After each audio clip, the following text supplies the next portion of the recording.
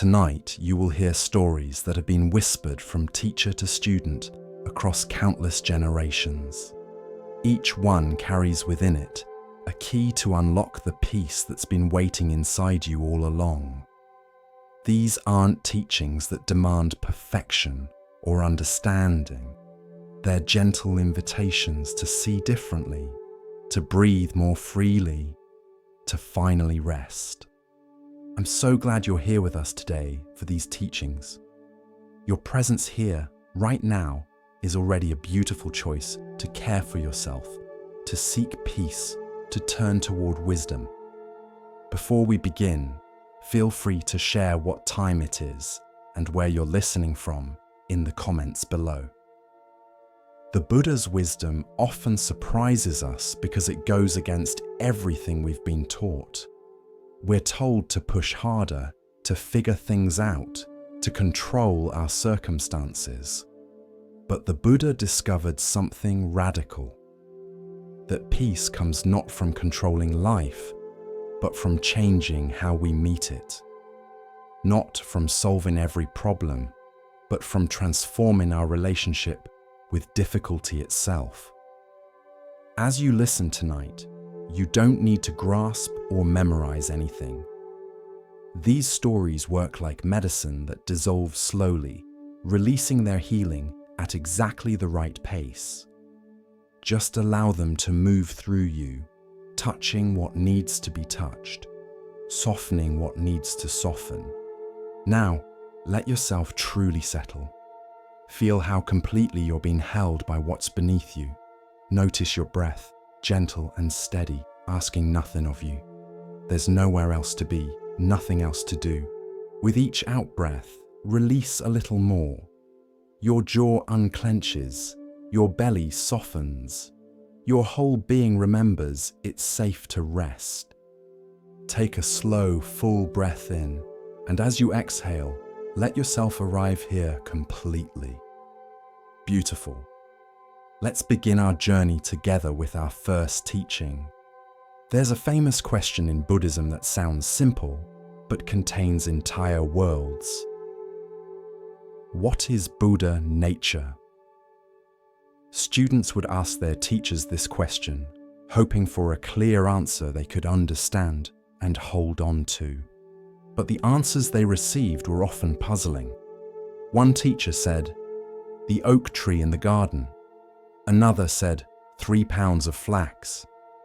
Another simply said, "This very moment." These answers frustrated the logical mind. They seemed to make no sense. But that was exactly the point. Buddha nature, your true nature, your deepest self, can't be captured in concepts or explanations. It can only be experienced directly, right here, right now.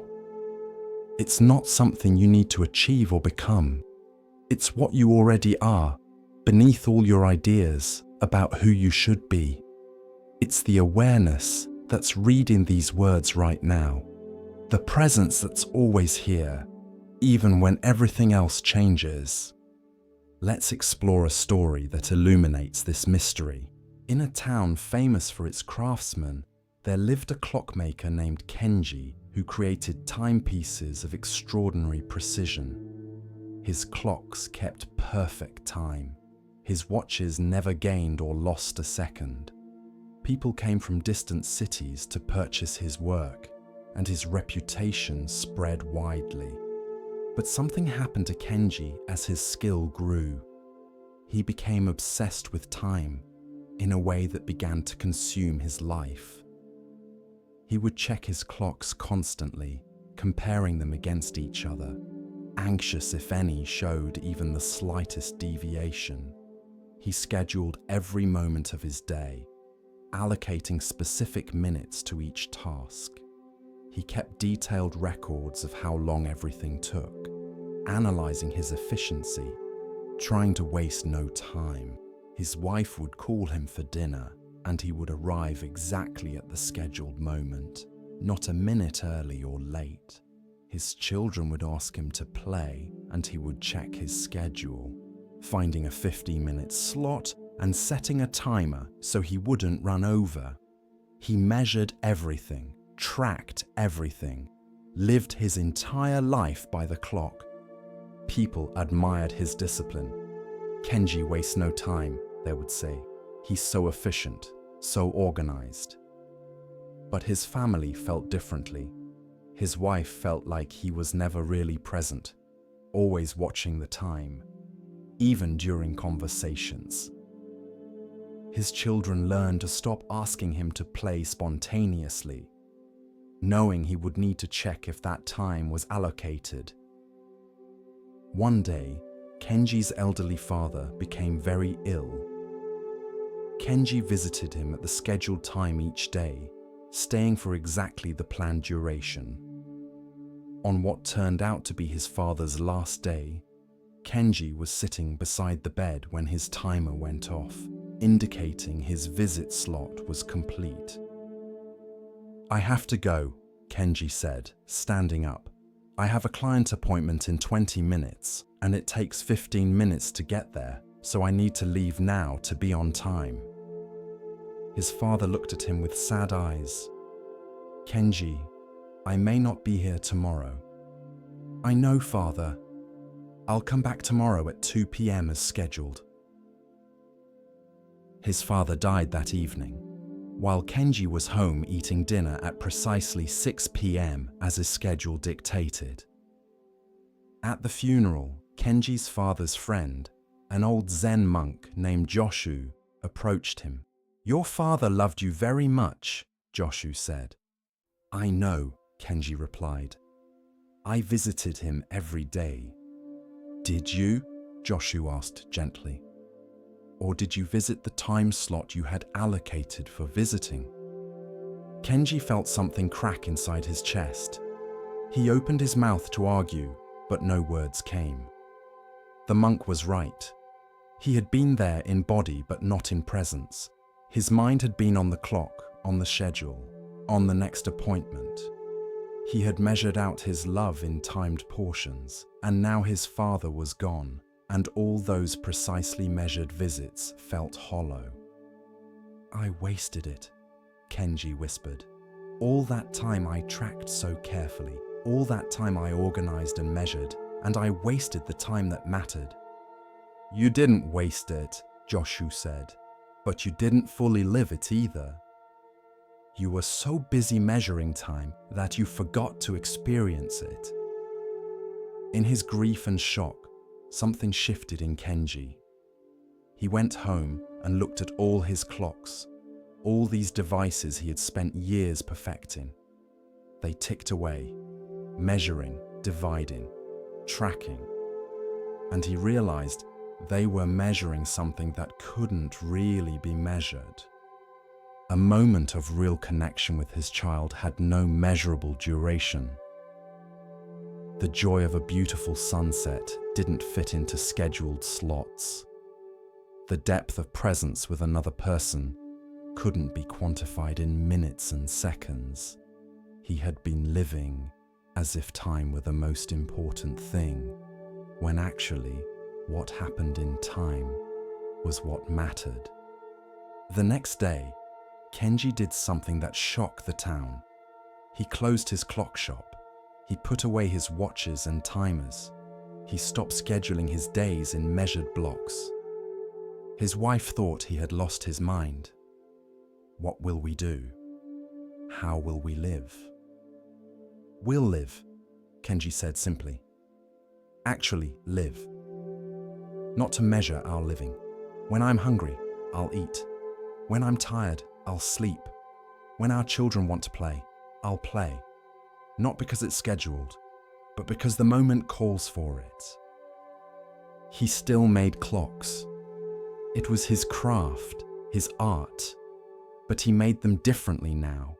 He would work on one until it felt complete, not until a timer said his work session was over. He would stop if he felt called to watch the sunset, or talk with a neighbor, or sit with his wife.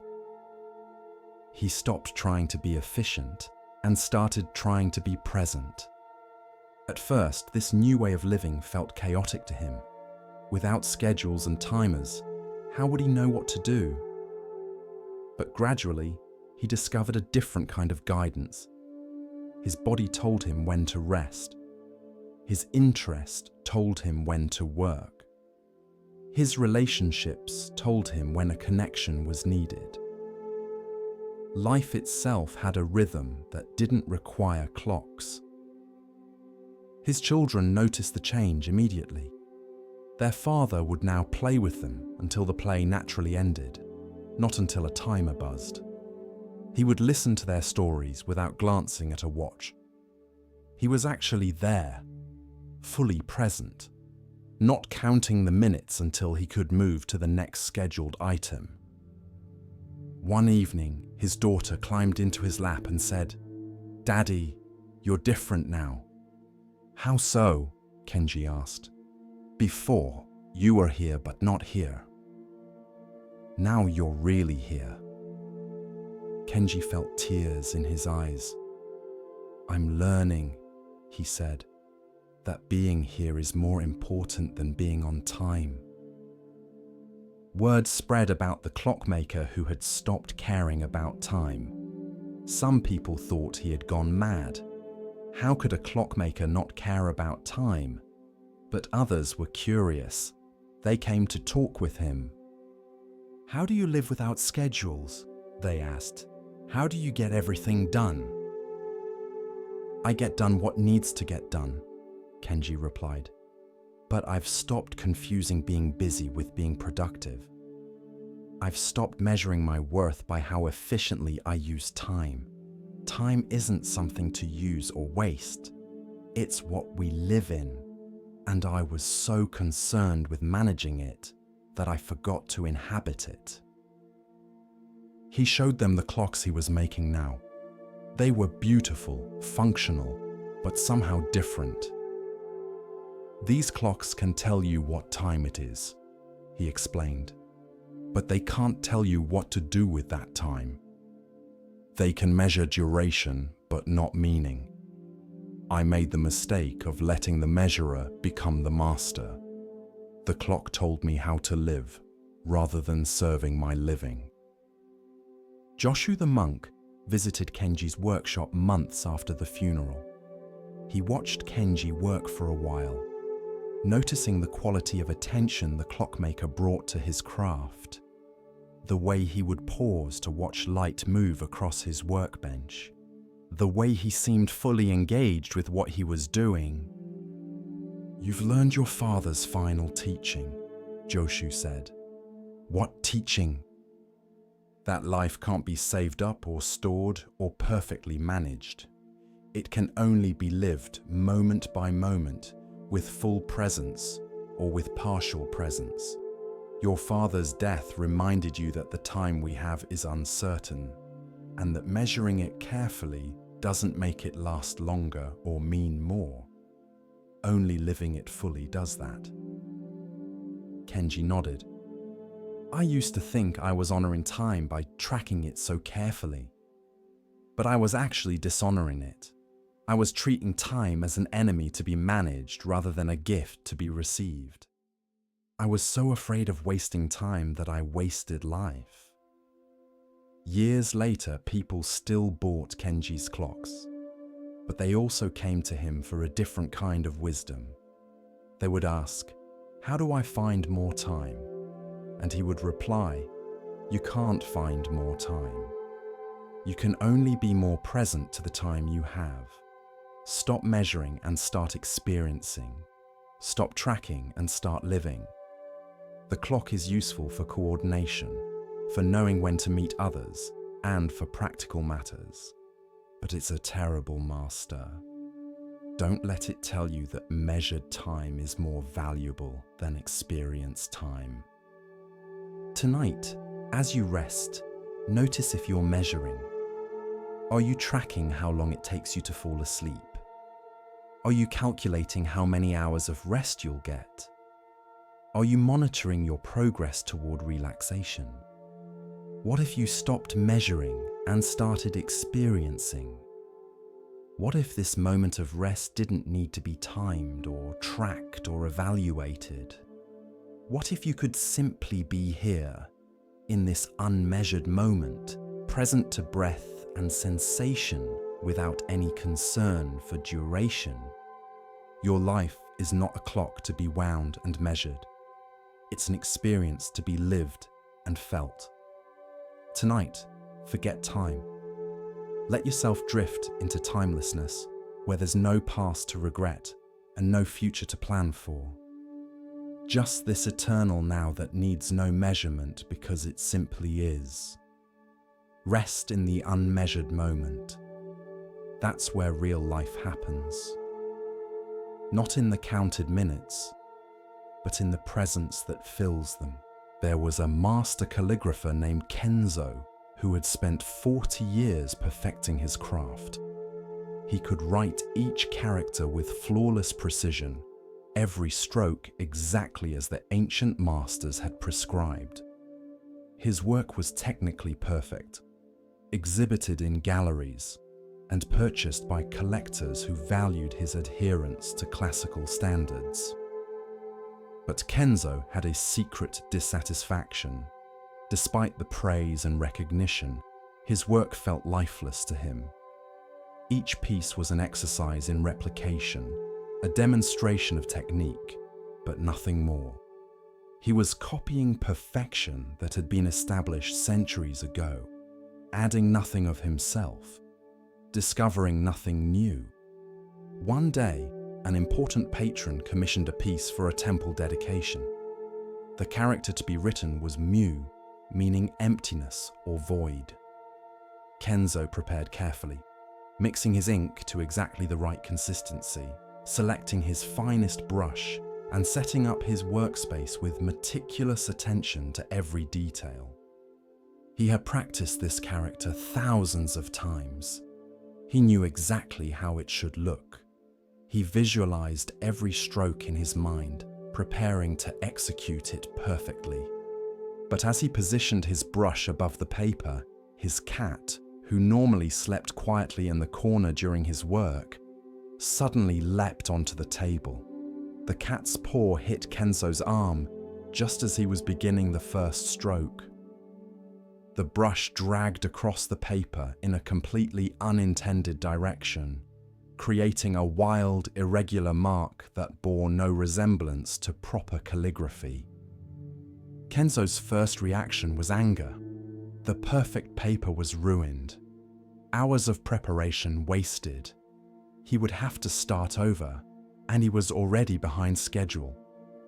He grabbed the ruined piece, intending to crumple it and throw it away, but something made him pause. He looked at the mark more carefully. The stroke was wild, yes, completely improper by classical standards. But it had an energy, a life, a spontaneous quality that none of his careful, perfect strokes ever achieved. It looked like emptiness, like void, like the very essence of Mu, in a way his technically correct versions never had. The mark captured something real about emptiness, its unpredictability, its resistance to control, its indifference to our intentions. His planned perfect versions had been illustrations of the concept. This accidental mark was somehow the thing itself. Kenzo sat staring at this mistake for over an hour. Finally, he decided to build the rest of the character around it, incorporating the wild stroke instead of starting over. The final piece was unlike anything he had ever created. It combined his technical skill with this element of pure accident, planned mastery with unplanned spontaneity. When he delivered the piece to his patron, he apologized. "I must confess, this isn't what I planned. My cat interfered, and the first stroke went completely wrong. I tried to salvage the piece, but it's not traditional calligraphy. I understand if you want me to create a new one." The patron studied the work in silence for a long time. Finally, he said, "This is the finest piece you've ever created." "But it's wrong," Kenzo protested. The first stroke violates every principle of proper form. It's alive, the patron replied. Your other work is beautiful, technically flawless, but it's like looking at a preserved flower. This piece is like seeing a flower growing wild. It has breath in it, spontaneity, the quality of something happening right now, rather than being carefully reconstructed from the past. He hung the piece in the temple, and people came from across the region to see it. Other calligraphers studied it, trying to understand how Kenzo had achieved such vitality. Some tried to recreate the effect by deliberately making mistakes, but these forced accidents never had the same quality. The life in Kenzo's piece came from the genuineness of the accident, not from calculated imperfection. A Zen master who viewed the piece said to Kenzo, "Your cat understood something you had forgotten, that true art comes from responding to the moment, not from executing a plan. For 40 years, you've been copying the past. In one moment of accident, you created something present." "But I can't plan accidents," Kenzo said.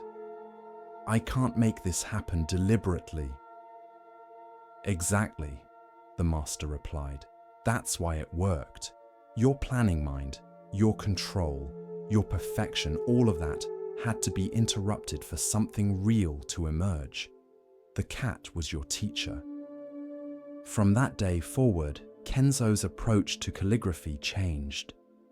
He still practiced technique, still maintained his skills, but he stopped trying to control every aspect of the outcome.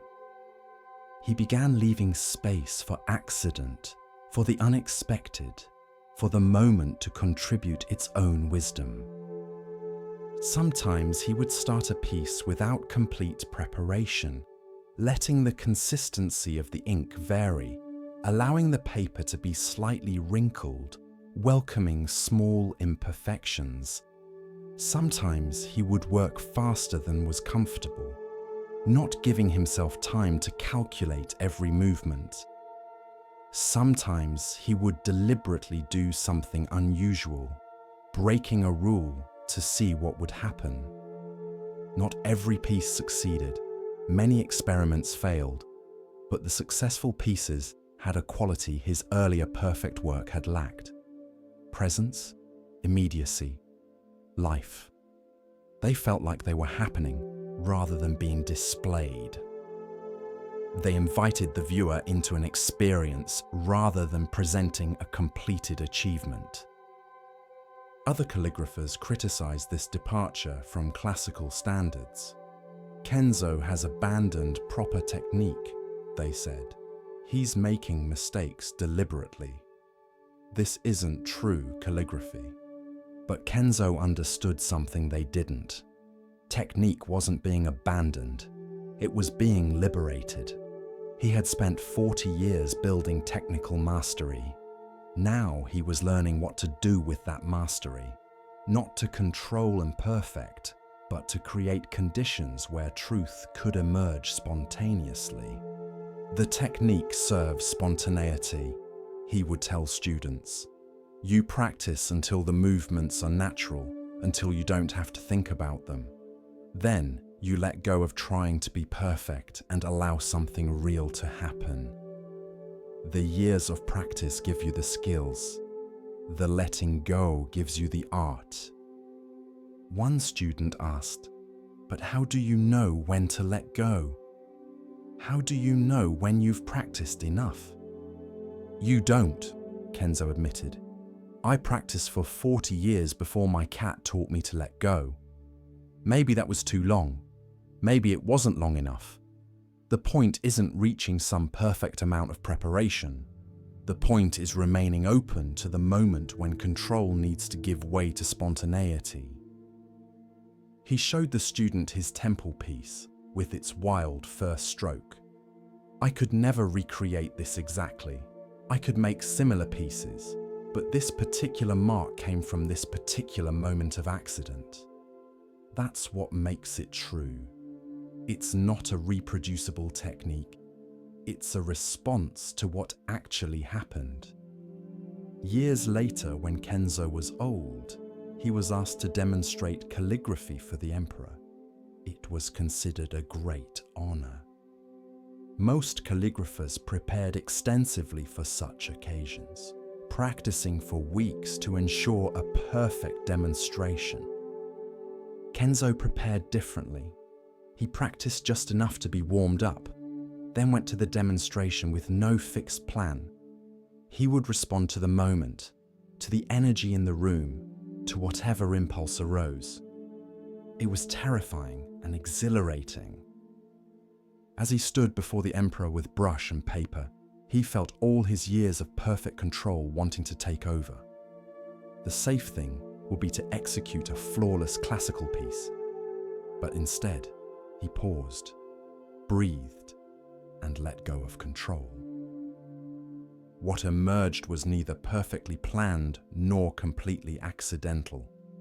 It was something in between: technique meeting moment, skill dancing with spontaneity, the practiced hand responding to the unpracticed impulse. The character he created had both mastery and wildness, both tradition and innovation. When he finished, the emperor was silent for a moment, then said, "I have seen many demonstrations of perfect technique. This is the first time I've seen calligraphy that felt alive. Tonight, as you rest, you might consider where you're over-controlling, over-planning, and trying to perfect everything before you act. What would happen if you made space for accident, for spontaneity, for the moment to contribute its own wisdom? What if your careful plans are actually preventing something more true from emerging?"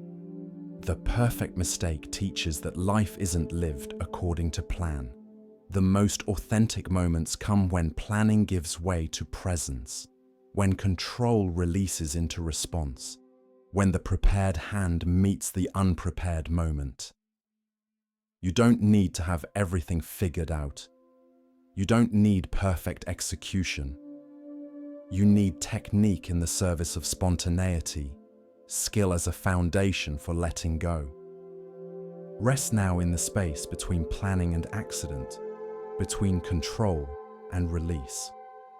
Let yourself be like Kenzo's brush, prepared by practice, but freed from the need to be perfect. Tomorrow might bring a cat leaping onto your carefully prepared plans. Let it. The interruption might be the teacher. The accident might be the truth. The mistake might be perfect. As we continue our journey through the wisdom of Zen Buddhism, let us turn to a tale about recognition and the true nature of worth. This is the next story. In a monastery where monks practiced intensive meditation, there was a monk named Genzo, who struggled more than any of the others. While his fellow monks seemed to make progress, reporting experiences of insight and clarity, Genzo felt nothing but confusion and exhaustion. He tried so hard. He would sit in meditation until his legs ached and his back screamed. He would concentrate fiercely, trying to force his mind into the states he read about in the sutras. He would stay up late studying, trying to understand intellectually what he couldn't grasp experientially. But nothing seemed to work. While others reported breakthrough moments, sudden insights, and powerful experiences during meditation, Genzo just felt tired. So tired that he would sometimes fall asleep during meditation sessions, which filled him with shame. The other monks were achieving enlightenment, and he couldn't even stay awake. The monastery's teacher, Master Dogen, watched Genzo's struggle with patient concern. He saw how the young monk was wearing himself out, how the desperate striving was actually creating obstacles rather than removing them. One day, after Genzo had fallen asleep during meditation yet again and woken up mortified, Dogen called him aside.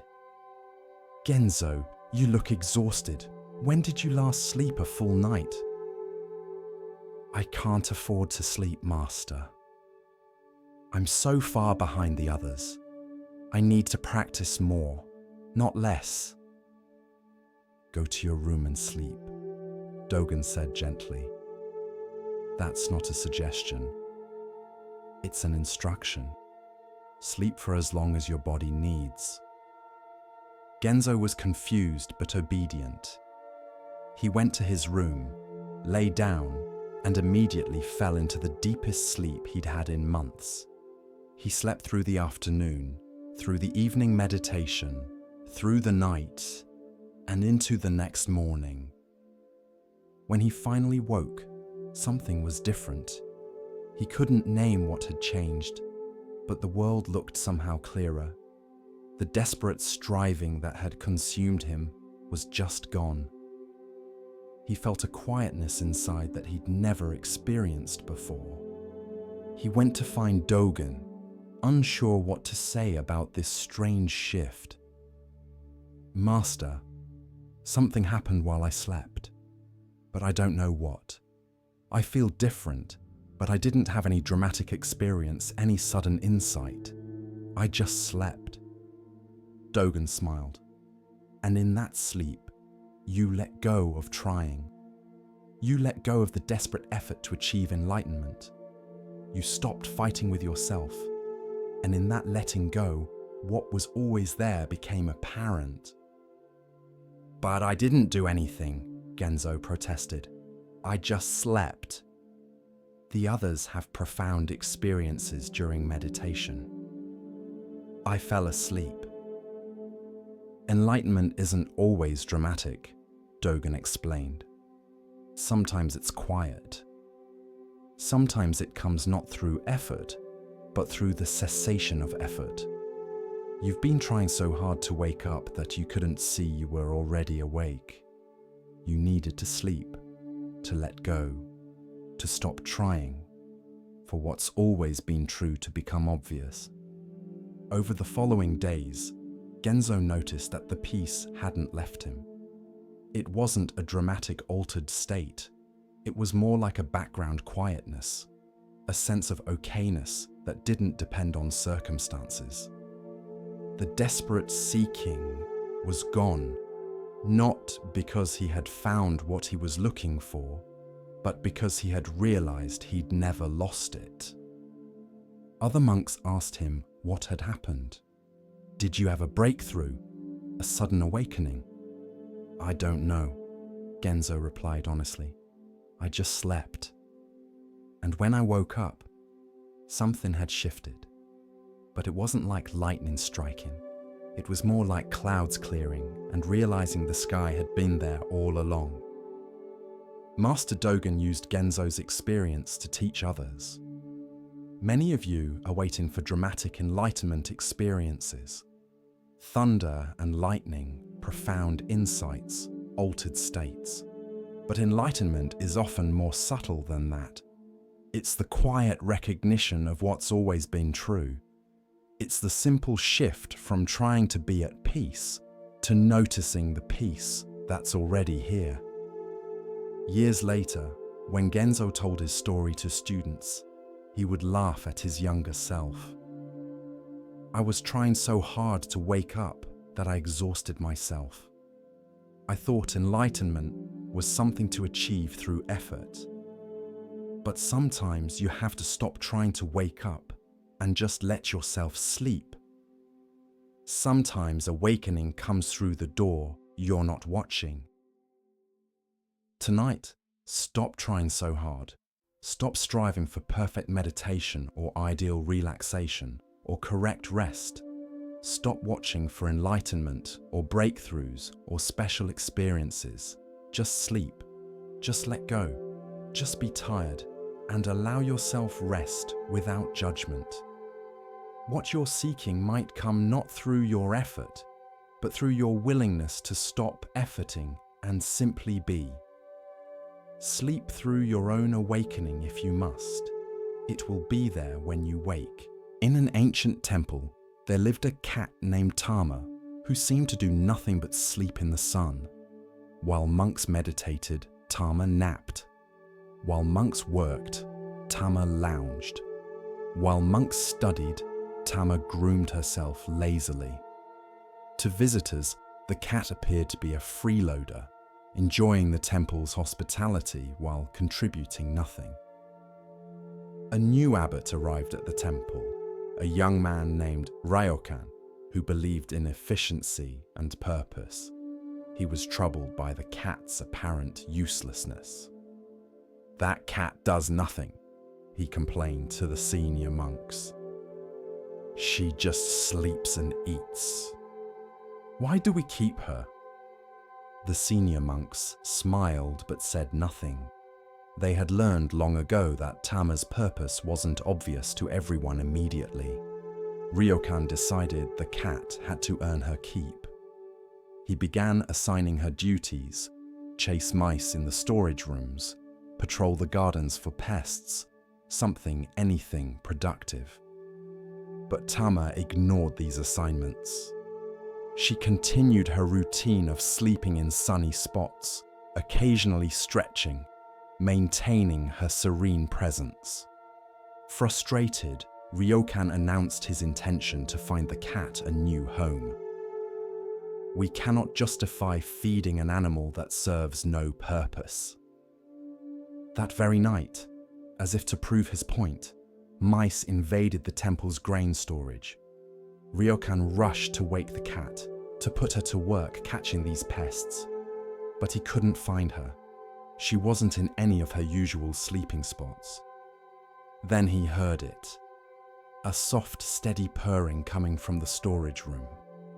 He opened the door and found Tama sitting perfectly still in the center of the room. She wasn't chasing mice. She wasn't even moving. She was just sitting, present, alert, purring quietly. And there were no mice in the room. Ryokan could hear them in the walls, could hear them trying to enter, but none crossed the threshold where Tama sat. Her mere presence, her calm watchfulness, was keeping them at bay. She didn't need to chase them. She didn't need to kill them. She just needed to be there. Ryokan watched for over an hour. Tama never moved, never broke her meditation. She was like a guardian statue, her presence creating a boundary that mice instinctively wouldn't cross. Finally, as dawn approached, she stood, stretched, and calmly walked out of the storage room, heading for her favorite sunny spot. The senior monks found Ryokan standing in wonder.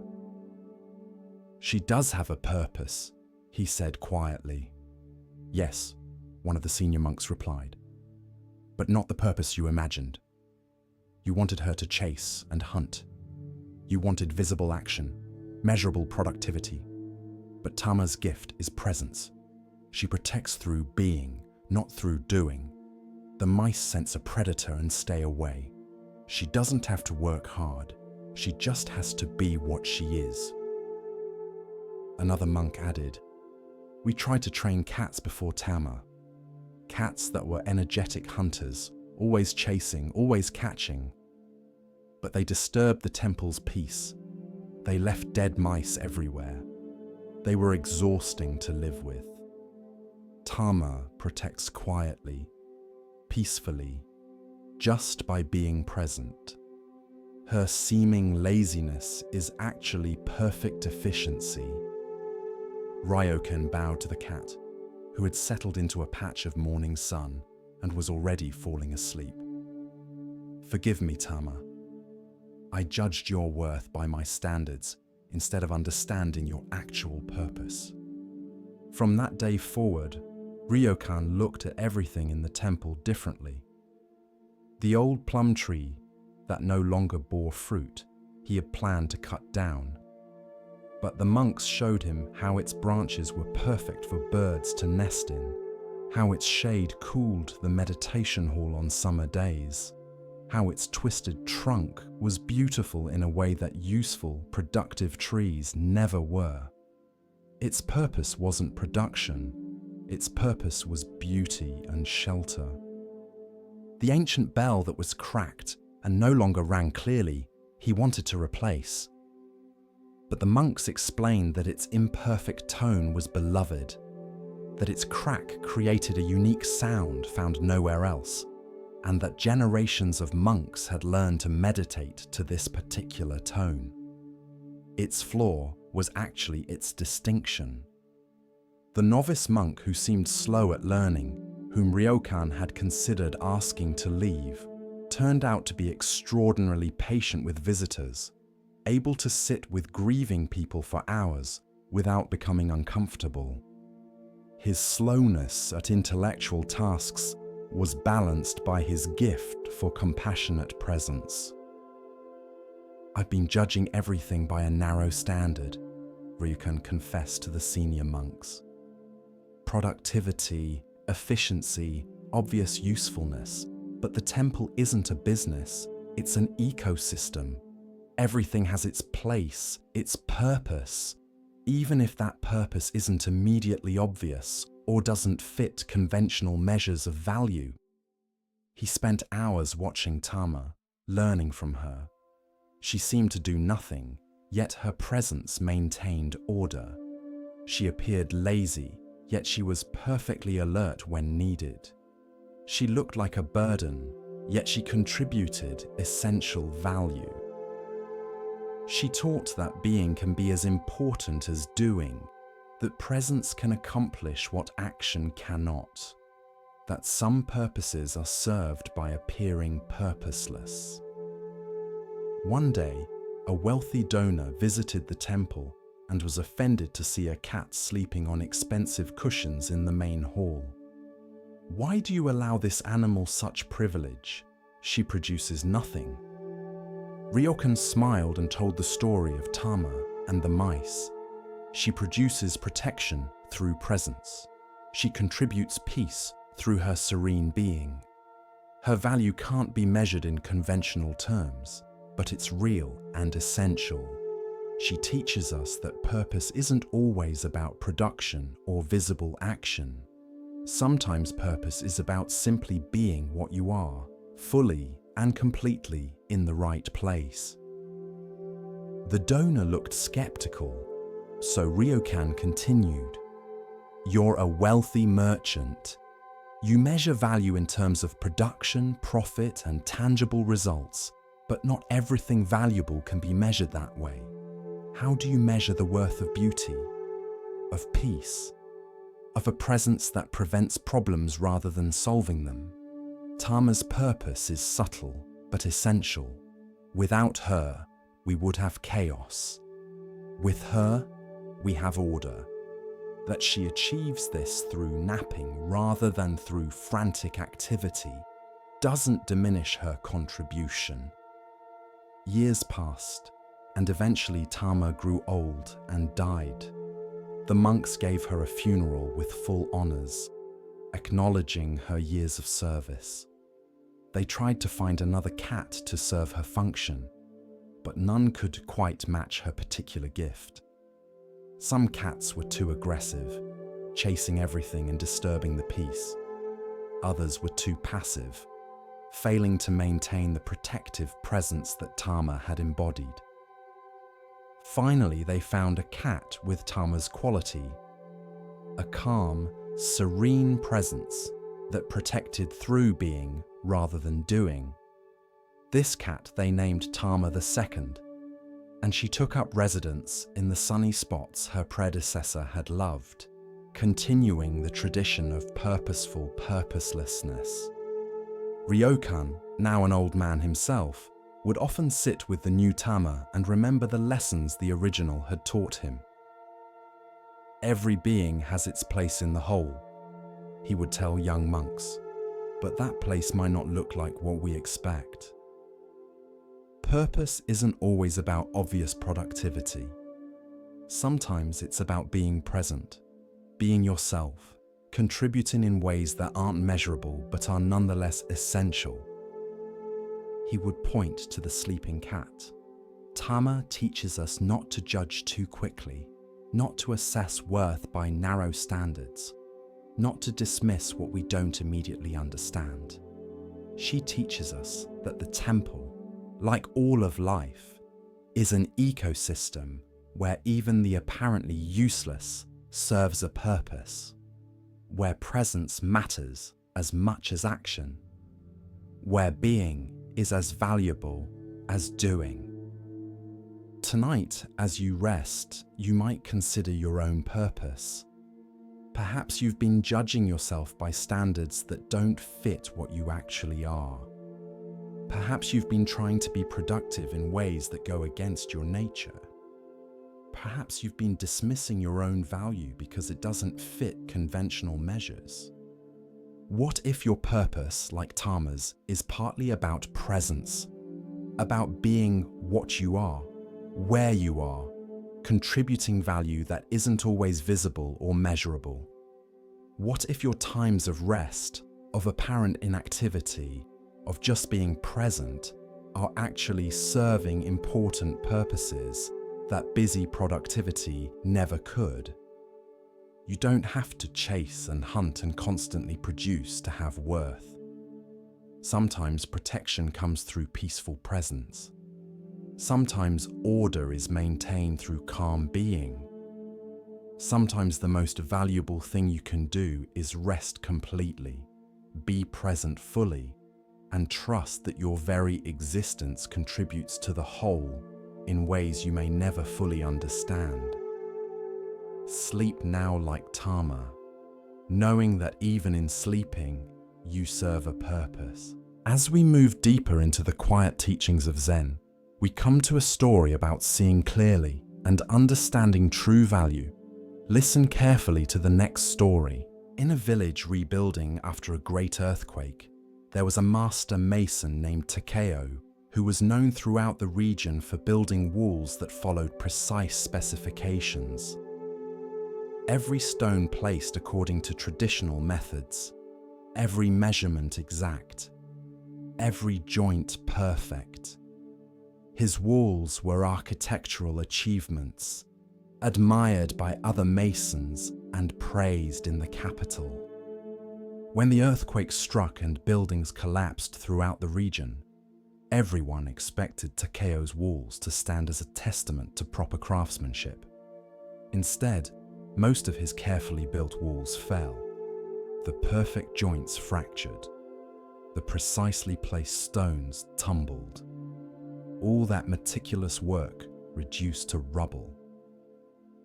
But there was one wall that remained standing, and it puzzled everyone. It was a wall that Takeo's apprentice, a young man named Jiro, had built in the early days of his training. The wall wasn't straight. It curved and bent in unusual ways. The stones weren't uniform or perfectly fitted. By every standard of proper masonry, the wall was wrong. Takeo had been embarrassed by it, had planned to tear it down and rebuild it properly, but had never gotten around to it. Now that the crooked, imperfect wall stood while all of Takeo's masterpieces lay in ruins. After the earthquake, people would visit that wall, marveling at how something so improperly built had survived when everything correct had fallen. Takeo was humbled and confused. He went to examine the crooked wall carefully, trying to understand what accidental wisdom it contained. What he discovered challenged everything he thought he knew about his craft. The wall's curves and bends, which he had seen as flaws, had actually allowed it to flex during the earthquake, rather than rigidly resisting the force. The imperfect joints had given the structure some ability to shift without completely fracturing. The irregular stones had created a kind of organic stability that precise, uniform stones couldn't achieve. "I built this wall wrong," Jiro said when he and Takeo examined it together. "I was new. I didn't know the proper methods yet. I just placed stones in ways that felt stable.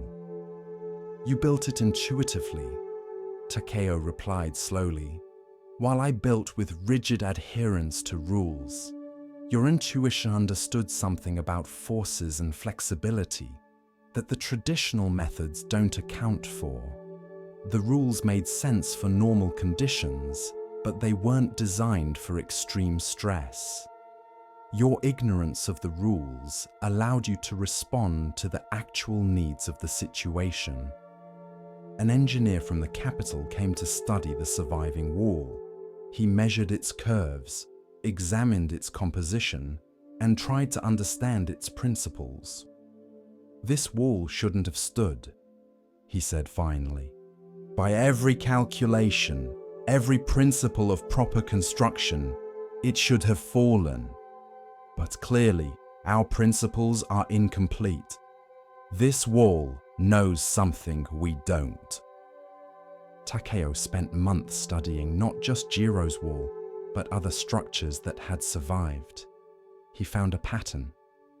The buildings that stood weren't always the ones built most correctly. Often, they were the ones with irregular features, with imperfections that accidentally created flexibility. The traditional methods, designed over centuries for stable conditions, weren't necessarily best for extreme conditions. He began incorporating these insights into his new work. He still used traditional methods as a foundation, but he added intentional irregularities, curves instead of straight lines, flexible joints instead of rigid joints of rigid ones, and organic shapes instead of perfect geometry. Other masons criticized him. "You're violating the principles," they said. "You're building incorrectly." "I'm building for survival rather than for appearance," Takeo replied. The old principles were based on aesthetic ideals and normal conditions. "I'm building for abnormal conditions based on what actually survived when everything else fell." His new walls looked less impressive than his old ones. They weren't as straight, as precise, as aesthetically pleasing. But when another earthquake struck years later, these walls stood. The traditional walls, built by masons who still adhered to the old, correct methods, fell again. Takeo's irregular, imperfect walls flexed and bent and survived. "What's more important?" Takeo asked his critics. "Building correctly according to traditional standards, or building what actually works?" "My old walls were perfect and dead. My new walls are imperfect and alive." He trained a new generation of masons in what he called flexible building. They learned the traditional methods, but also learned when to deviate from them, when to trust intuition over rules, and when to value survival over correctness. "The crooked wall saved my life," Takeo would tell students. Not just physically, by remaining standing during the earthquake, but professionally and spiritually, by taught me that correctness isn't the same as truth. Something can be done exactly right according to established principles and still fail when conditions change. And something can be done wrong and still succeed because it responds to actual conditions rather than theoretical ideals.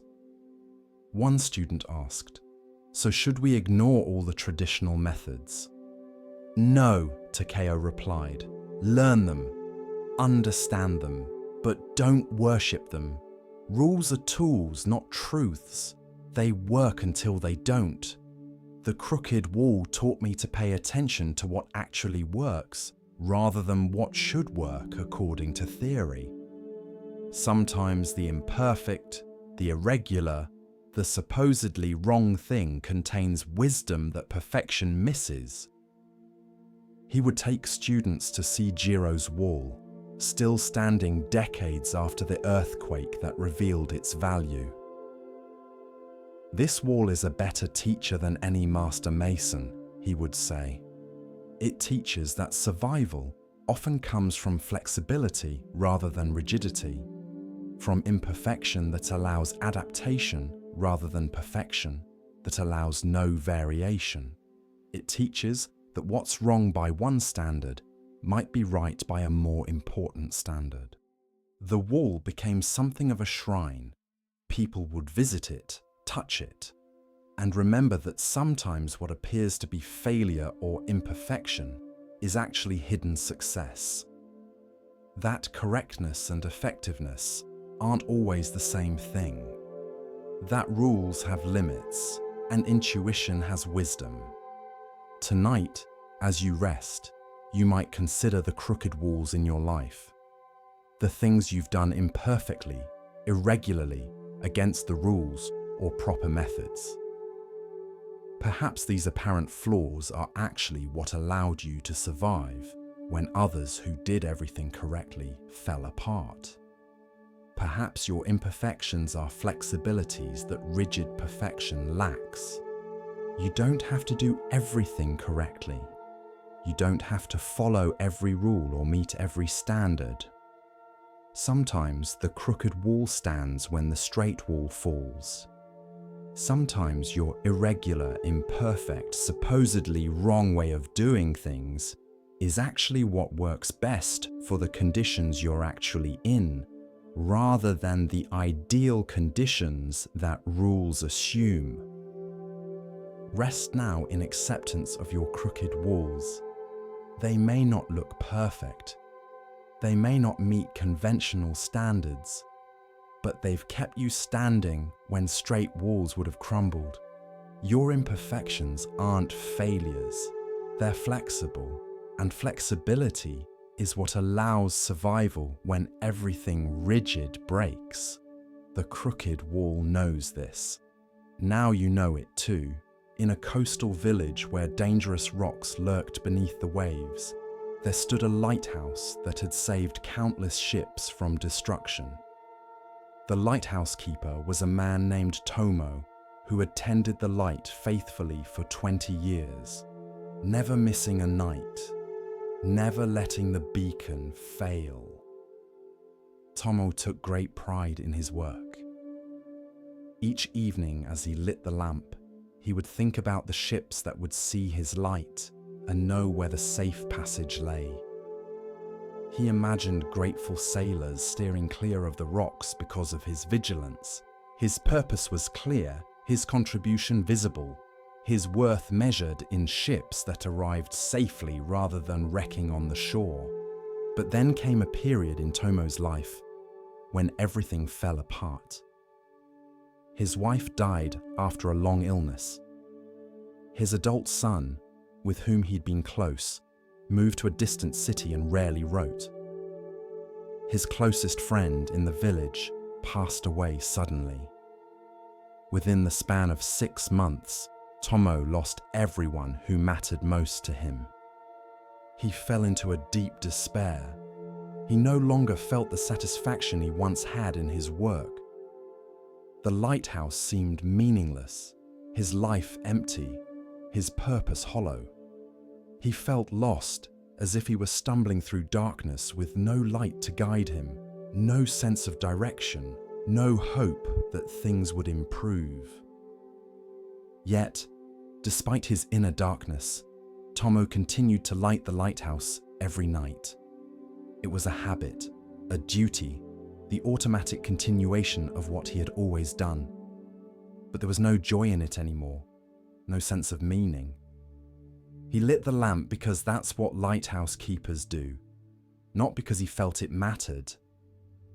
He would stand in the lamp room at night, watching the light sweep across the dark water, and think, I'm supposed to be the one providing light, but I'm drowning in darkness.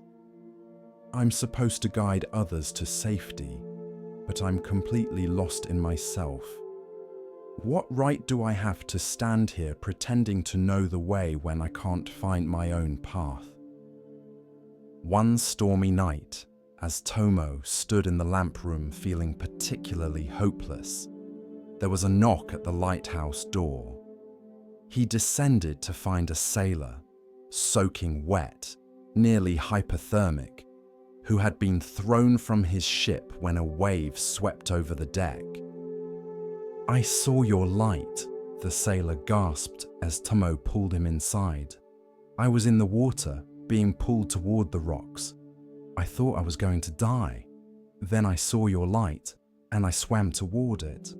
Your light saved my life." Tomoe brought the man warm clothes, hot tea, and blankets. As the sailor recovered by the fire, he kept repeating his gratitude. "If your light hadn't been there, I would have been smashed against the rocks. I couldn't see anything else, but I could see your light. It showed me which way to swim." After the sailor left the next morning, rescued by his ship, which had returned looking for him, Tomo sat for a long time thinking about what had happened. He had been so focused on his own inner darkness that he had forgotten what his light actually did. It didn't require him to feel enlightened. It didn't need him to be free of darkness himself. It just needed to shine. The sailor didn't care that the lighthouse keeper was lost and grieving. The sailor didn't need Tomo to have all the answers or to be living a perfect life. The sailor just needed the light to be there, marking the safe passage, showing where the dangers were. A Zen monk who lived at the village had heard about the rescued sailor.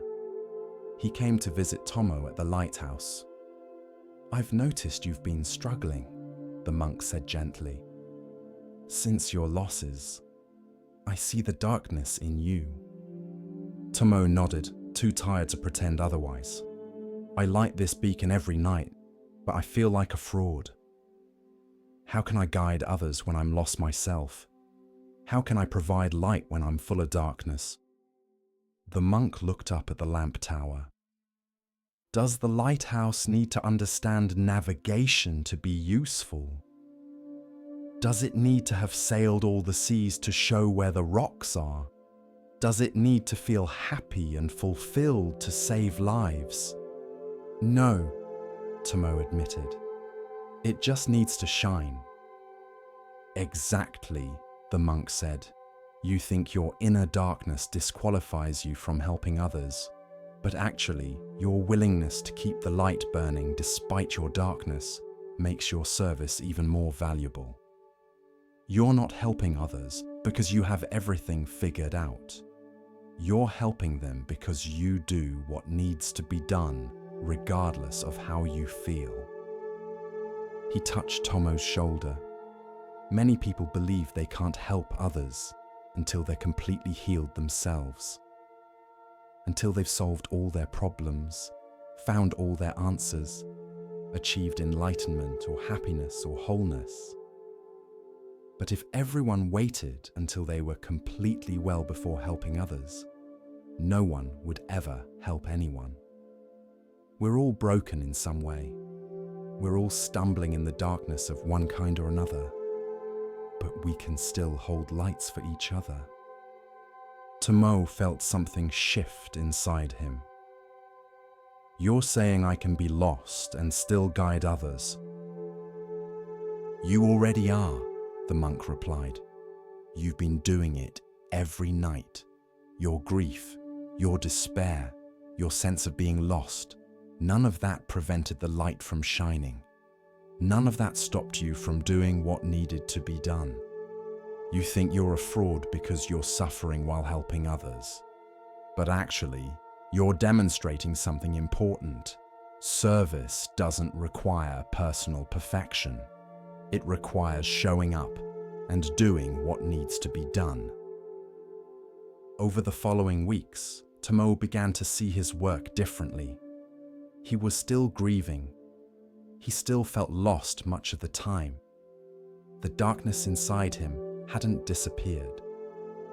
But he understood now that his inner state didn't invalidate his outer contribution. Ships still needed guidance. The light still saved lives. His pain didn't make the light less bright.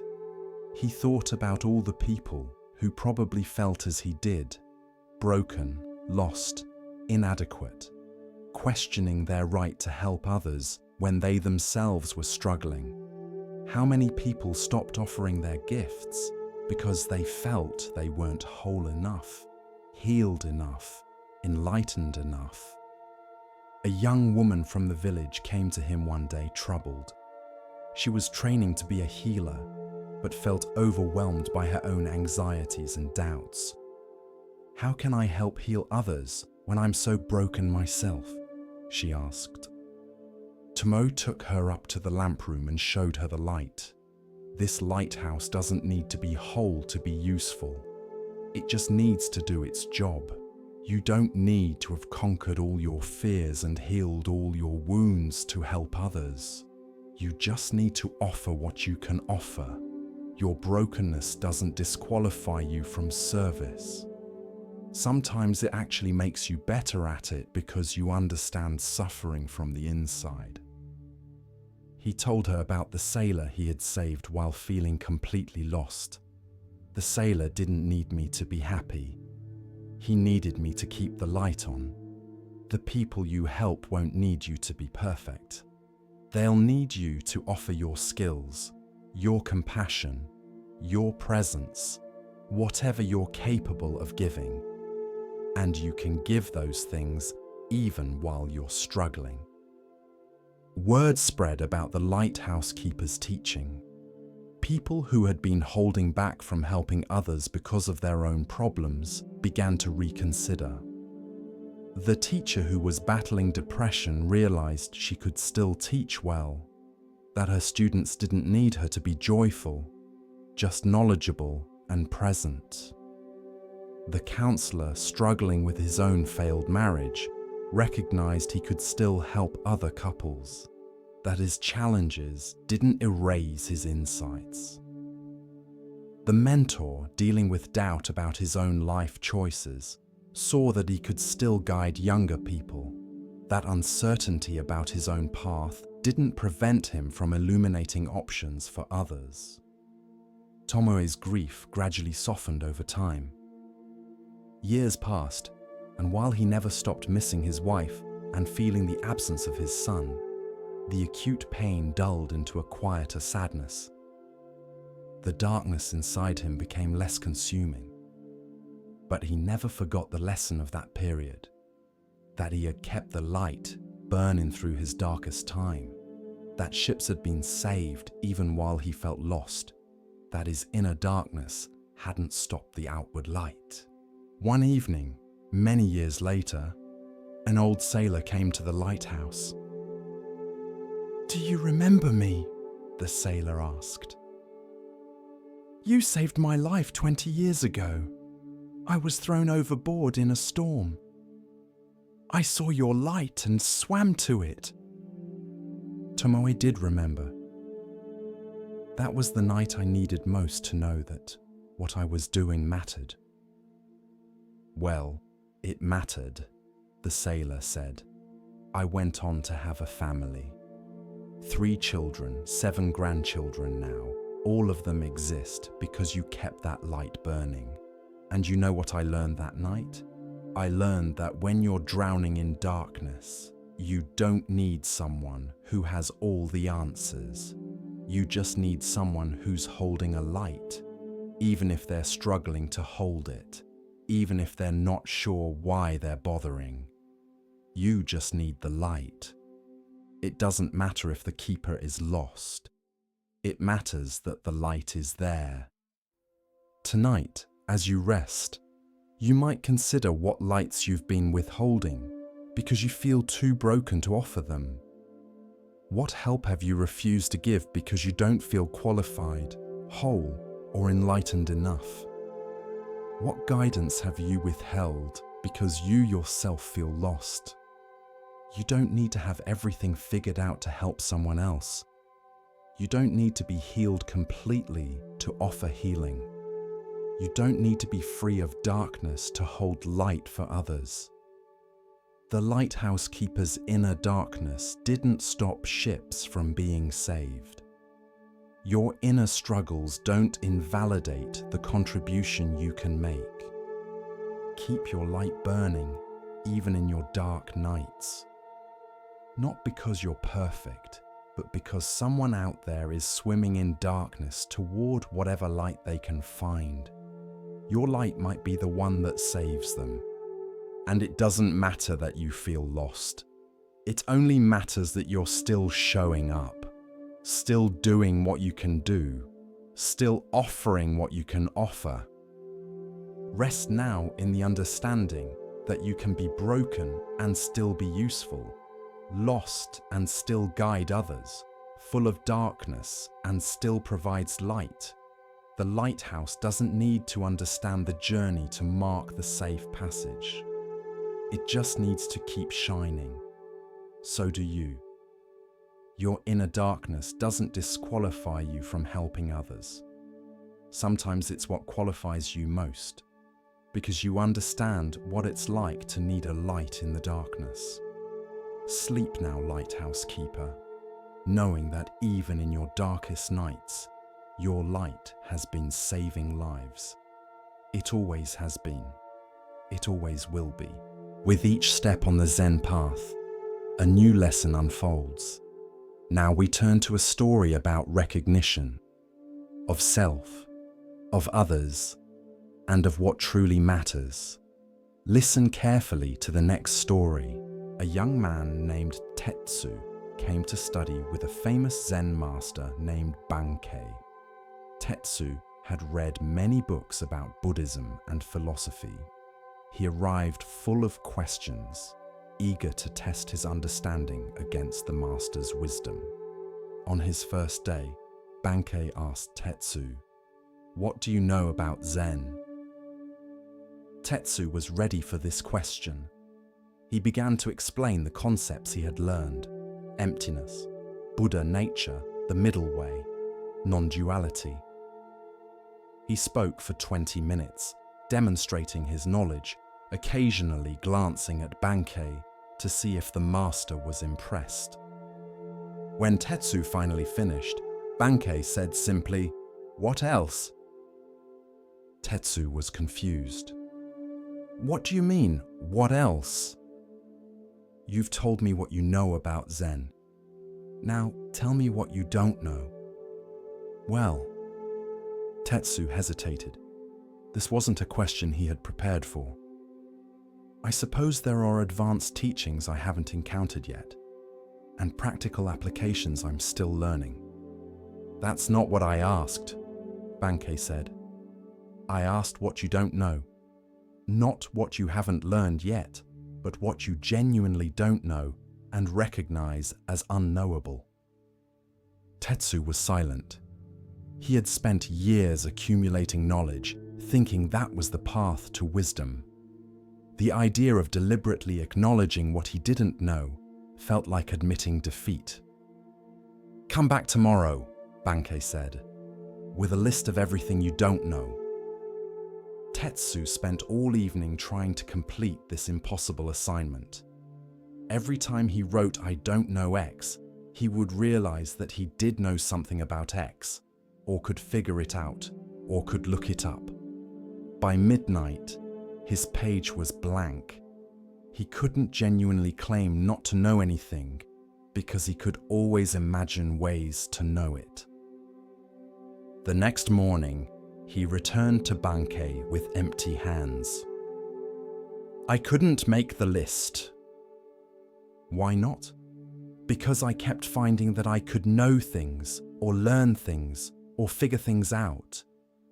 I couldn't find anything I genuinely don't know." Bankei smiled. "Then you've learned nothing from your books.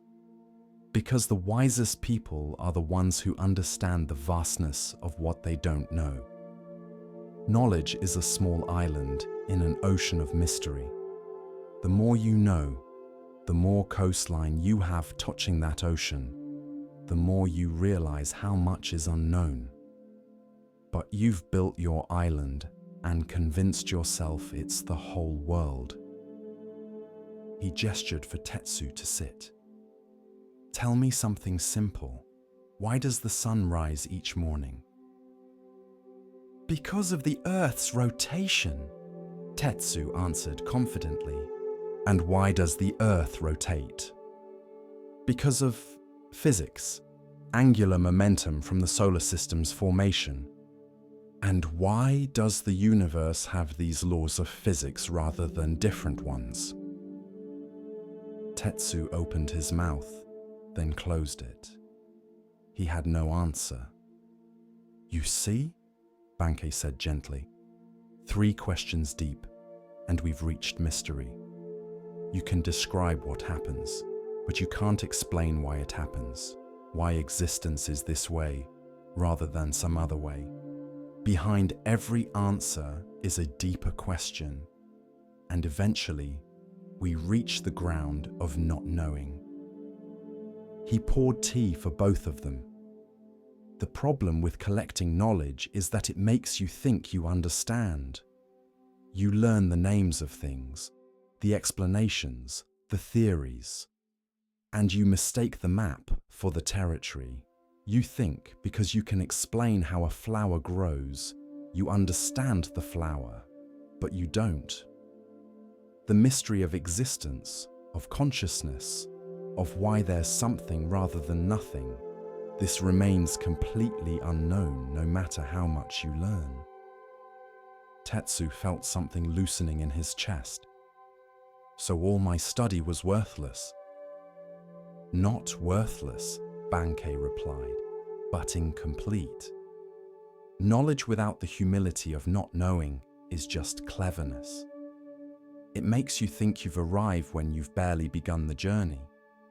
The real beginning of wisdom is when you stop pretending to know and start genuinely inquiring into what you don't know and can't know. Over the following months, Tetsu's approach to learning changed completely. Instead of trying to know everything, he practiced living with mystery. Instead of collecting answers, he sat with questions. Instead of explaining away wonder, he let himself be filled with it. He discovered that not knowing wasn't weakness or ignorance. It was openness. It was the beginner's mind that could see things freshly. It was the humility that made real learning possible. Years later, when Tetsu had students of his own, they would sometimes come to him full of questions, wanting answers to everything. And Tetsu would smile and ask, "What do you really want to know?" "Everything," they would say. And Tetsu would reply, "Then start by knowing that you know nothing. That the mystery is vast and you're a brief candle trying to illuminate infinity. Let that not knowing be your teacher. It's more honest than any answer I could give you. Tonight, let yourself not know. You don't have to figure everything out. You don't have to understand your life completely. You don't have to know why things happen or what it all means. You can rest in mystery, in not knowing, in the simple presence of being alive, without needing to explain it. The wisest rest comes not from having all the answers, but from being comfortable with questions that have no answers. Let yourself not know. That's where wisdom begins. In a valley between 2 mountain ranges, there was a river that confused everyone who saw it. Most rivers in the region flowed from high elevations to low, following gravity as rivers should. But this river appeared to run uphill, flowing from what looked like lower ground to higher ground, defying logic and nature. The villagers argued about the river for generations. Some said it was cursed, that supernatural forces made it run backwards. Others insisted it was an optical illusion, that the river only appeared to run uphill but actually didn't. A few claimed the river was evidence of magic in the world, proof that natural laws could be suspended. A scholar named Fumiko came to study the peculiar river. She was a woman who trusted observation over superstition, who believed that understanding came from careful study rather than easy assumptions. She spent weeks walking the river's length, taking measurements, making careful notes. What she discovered was unexpected. The river wasn't running uphill at all, though it certainly appeared to be. The optical illusion was created by the unusual topology of the valley. The way surrounding hills created a visual context that made lower ground appear higher and higher ground appear lower. When you adjusted for this visual distortion and looked at actual elevations, the river was flowing downhill as it should, following gravity perfectly. But there was a second discovery, more interesting than the first. There was a short section where the river actually did flow uphill, pushed by an underground spring with such force that it created a brief reversal of normal flow before gravity took over again. This wasn't magic or curse, it was hydrology, underground pressure overcoming gravity temporarily, a natural phenomenon that looked miraculous only because people didn't understand the forces involved. Fumiko shared her findings with the villagers, explaining the optical illusion and the underground spring. Some villagers were relieved to have the mystery explained. Others were disappointed. They had preferred the magical explanation to the scientific one. But an old farmer named Gonji said something that made Fumiko reconsider what she thought she'd discovered. "The river teaches something important," Gonji said. "It teaches that things can look completely wrong while being completely right, that what appears to violate natural laws might just be responding to forces we don't understand yet." He pointed to his fields. "I plant crops that other farmers say won't grow in this soil. They say I'm working against nature, that I should plant what everyone plants. But I've learned that this soil has properties they don't understand, that what looks like wrong farming is actually right farming for these specific conditions." Fumiko thought about this. She had explained the river's apparent backwards flow, but Gonji was suggesting something deeper, that the river taught people to question their assumptions about what's natural, what's possible, what's right. The river looked wrong, but was responding perfectly to actual conditions, both the optical conditions that made flow appear backwards, and the geological conditions that briefly pushed water uphill. "You're saying the river teaches us to look deeper before judging?" Fumiko asked. "More than that," Gonji replied. "It teaches us that backwards and forwards depend on what forces you're aware of. To someone who only knows gravity, water flowing uphill is impossible, wrong, against nature. But to someone who understands underground pressure, water flowing uphill is perfectly natural, a correct response to present forces." He gestured to the river. "How many things in life look wrong because we're only seeing some of the forces involved? How many people are judged for going against the flow when they're actually responding to forces others can't see?" Over the following months, Fumiko expanded her study. She began collecting stories of things that appeared to violate natural expectations, but actually didn't. They just responded to forces that weren't immediately obvious. A tree growing bent at a strange angle because of prevailing winds that had since died down. A flower blooming in winter because of an underground hot spring. A bird flying inland before storms because it sensed pressure changes humans couldn't detect. Each example taught the same lesson. What appears wrong might be responding perfectly to reality, while what appears right might be ignorant of important forces. A young mother came to Fumiko with a problem. My son won't follow the path I've set for him. He's going backwards from where he should go, against everything natural and right. How do I make him flow the right direction? Tell me about your son, Fumiko said. The mother described a boy who refused to take over the family business, who wanted instead to become a traveling musician. It's backwards, she insisted. Children should continue family work. That's the natural flow. He's going against nature. Or he's responding to forces you're not seeing, Fumiko suggested gently. Is he talented musically? Very, but that's not the point. Talent doesn't change duty. Doesn't it? Fumiko asked. The river appears to flow backwards because of forces beneath the surface. Perhaps your son is flowing in a direction that looks backwards to you, but is actually responding to forces inside him, talents, passions, purposes that you can't see or don't value. Just because his flow doesn't match your expectations doesn't mean it's wrong.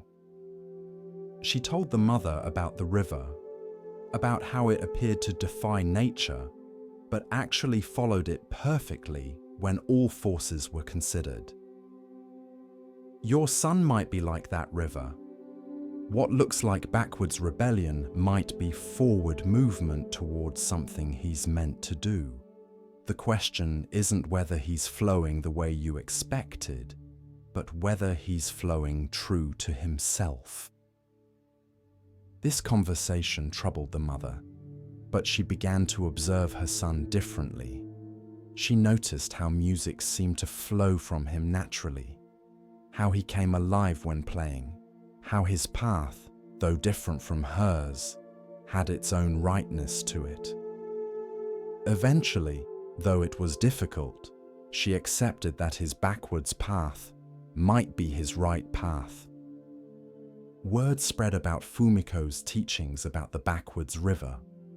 People began using it as a way to reconsider their own judgments.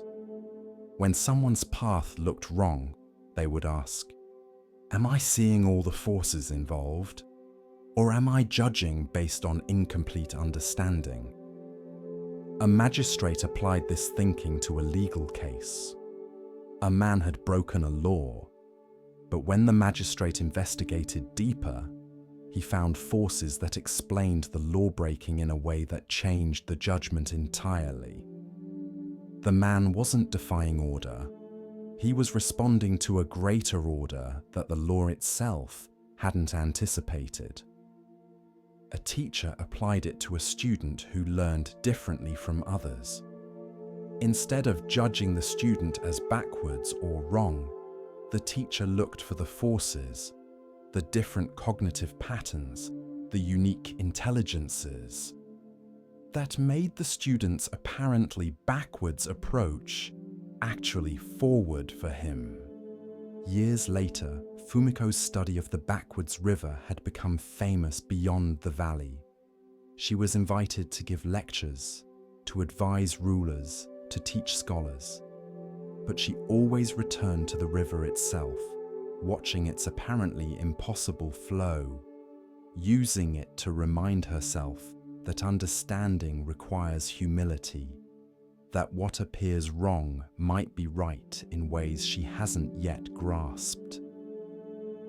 A visiting philosopher asked her, "But aren't some things actually wrong? Doesn't your river teaching lead to excusing everything, to saying nothing is really backwards because we just don't understand the forces?" "No," Fumiko replied carefully. "Some things are genuinely wrong. They're responding to destructive forces like cruelty or ignorance or selfishness. The river teaches discernment, not relativism. It teaches us to look for forces we might not see before judging, but after looking, we still make judgments. The difference is, our judgments are informed by deeper understanding rather than surface appearance. She pointed to the river. This river looks backwards, but isn't.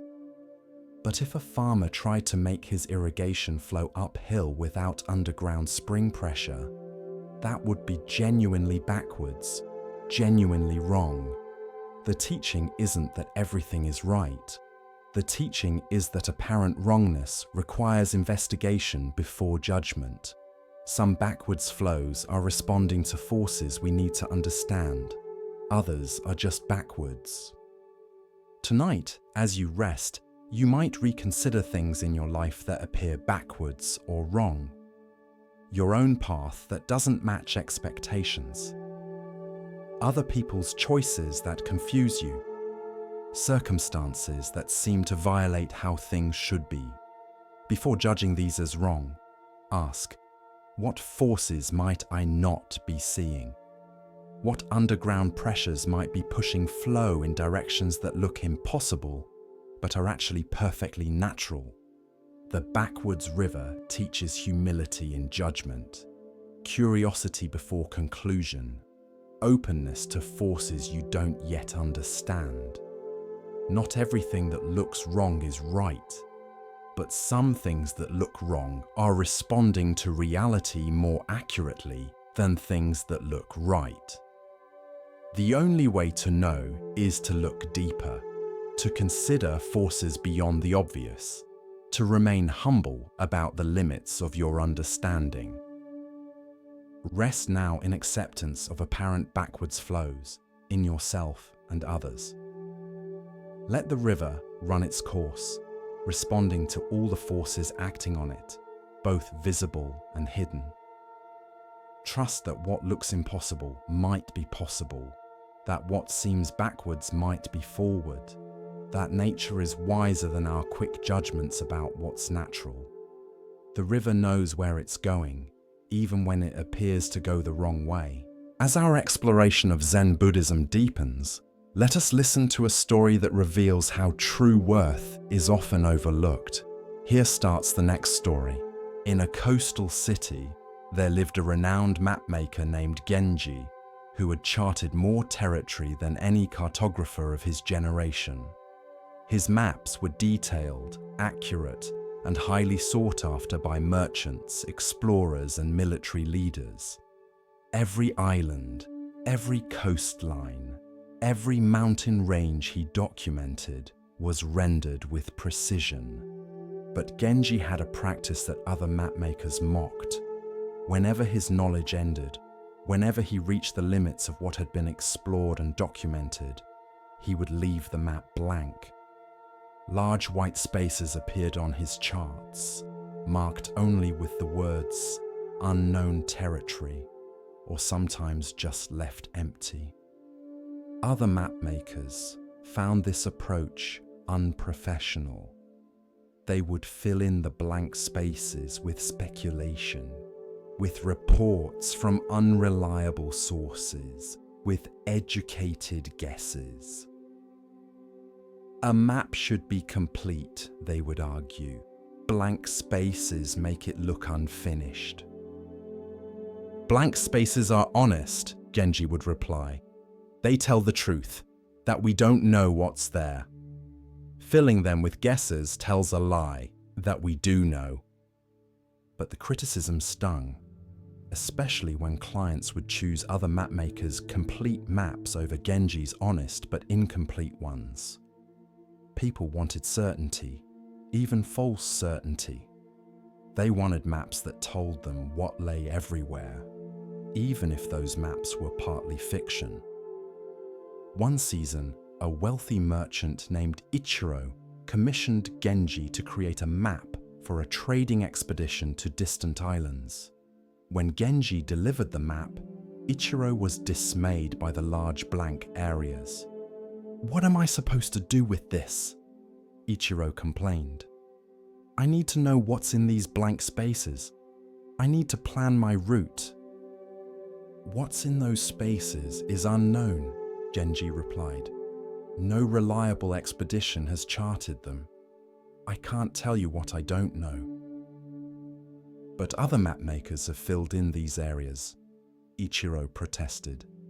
They show islands, harbors, channels. Based on speculation, Genji said. Based on second-hand rumors and wishful thinking. If you sail using those maps, you'll be navigating by fantasy. My blank spaces at least tell you where certainty ends. Ichiro hired a different map maker who provided a complete map with no blank spaces. The expedition set sail using this fully detailed chart, confident in their route. 3 months later, the expedition returned, having lost 2 ships. They had found islands where the map showed open ocean, encountered reefs where the map showed safe passage, and wasted weeks exploring channels that didn't exist. The complete map had been worse than useless. It had been dangerous. Ichiro returned to Genji, chastened.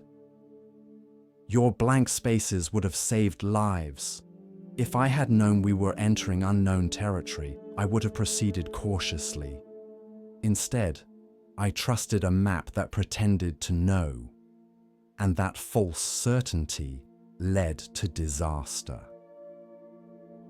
Blank spaces scare people, Genji acknowledged. They remind us how much we don't know, how limited our understanding is. But pretending we know more than we do is worse than admitting our ignorance. The blank space says, be careful here, proceed thoughtfully, don't assume. The falsely filled space says, it's safe to trust this, which is a dangerous lie. Word spread about Ichiro's disaster and Genji's honest maps. More clients began to value the blank spaces, recognizing them as marks of integrity rather than incompleteness. They learned to read Genji's maps differently. The detailed areas showed where knowledge was reliable. The blank areas showed where caution was needed. A young apprentice named Lin came to study with Genji. She had been trained by other map makers who filled in all spaces, and she struggled with Genji's insistence on leaving blanks. But we can make educated guesses, Lin argued. We know the general geography of the region. We can estimate where islands are likely to be. And we'd be wrong half the time, Genji replied. An educated guess isn't knowledge. It's speculation with a fancy name. If you mark speculation as if it's fact, you're lying to whoever uses your map. He spread out several maps on his table, his own with its blank spaces, and competitors' maps of the same regions with every space filled. These complete maps look more professional, more finished. But which is more honest? Which better serves someone trusting their life to the information? Lin began to understand, but still she resisted. People don't want to be told we don't know. They want answers, even imperfect ones. Then they want comforting lies rather than uncomfortable truths, Genji said. And it's not our job to provide comforting lies. Our job is to chart what's known and clearly mark what's not. The blank space is information. It tells you something important. Here be dragons, or at least here be unknowns. Proceed carefully. Over time, Lin learned to value the blank spaces. She discovered that leaving areas blank required as much skill as filling them in.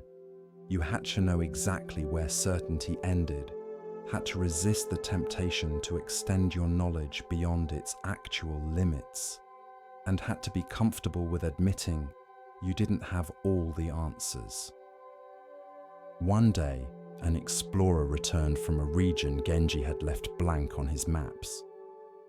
The explorer had detailed charts of what was actually there. Your blank space wasn't really blank, the explorer said, showing Genji islands and coastlines that had been unknown before. Now it's not blank, Genji agreed, carefully adding the new information to his map. But it was blank until you explored it. That's how honest maps work. They grow as knowledge grows, but they never pretend to knowledge we don't have. He looked at the transformed map. See how the blank space has been replaced with detail. That's how it should happen. First honest acknowledgement of ignorance, then actual exploration, then knowledge replacing the unknown. But some map makers skip the first step and go straight to filling in spaces with imagination, which prevents anyone from recognizing what actually needs to be explored. Years later, Genji's blank spaces became the very thing that made his maps valuable. Explorers would deliberately seek out the blank spaces on Genji's maps, knowing these marked genuinely unexplored territory rather than cartographic guesswork. Military leaders trusted Genji's maps precisely because they showed where trust should end. A historian interviewing Genji late in his life asked, "Don't the blank spaces bother you? Don't you wish you could fill in all the unknown areas before you die?" "No," Genji replied without hesitation. "The blank spaces are the most honest things on my maps. They say, 'I don't know,' which is often the truest thing a person can say. I could fill them with speculation and fantasy, making maps that look complete. But I'd rather make true maps." He gestured to his life's work, hundreds of maps, all marked with careful detail where knowledge existed and honest blankness where it didn't. These blank spaces are my legacy. They're me admitting the limits of my knowledge, refusing to pretend omniscience, valuing truth over completeness. Every mapmaker who fills in the unknown with guesses is choosing ego over integrity. I choose integrity. The historian looked at a particularly large blank space on one map. Will this ever be filled in? Perhaps, Genji said. Perhaps someone will explore that region and bring back reliable information, or perhaps it will remain blank forever. Either way, my map is honest right now, which is all any map can be. The map maker who fills in that space with speculation is making a map that's dishonest right now, in the hope that by accident he might be correct later. That's not map making. That's gambling. Tonight, as you rest, you might consider the blank spaces in your own understanding. Where are you filling in unknowns with speculation, pretending certainty you don't have, telling yourself and others you know things you actually don't? What would it mean to leave those spaces blank, to honestly mark them as unknown? The blank space isn't a failure. It's honesty. It's saying, "I don't know," instead of offering false certainty. It's admitting the limits of your understanding rather than pretending those limits don't exist. This feels vulnerable because we're taught that certainty is strength and uncertainty is weakness.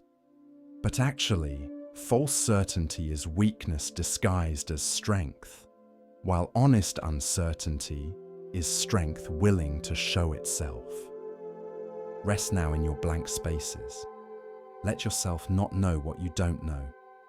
Let yourself mark large areas of your life, your future, your understanding as unknown territory. This isn't an admission of failure, it's commitment to truth. The mapmaker with blank spaces serves better than the one with false completeness. So do you. Your honest "I don't know" is more valuable than anyone's false "I'm certain." Sleep in the blank spaces tonight, where truth lives. At the edge of a village stood a house whose small garden received almost no direct sunlight. Tall buildings on either side cast shadows that leave the garden in shade for all but an hour each day. The previous owners had tried repeatedly to grow sun-loving flowers and vegetables, but everything either died or grew weak and spindly, stretching desperately toward the brief sliver of light.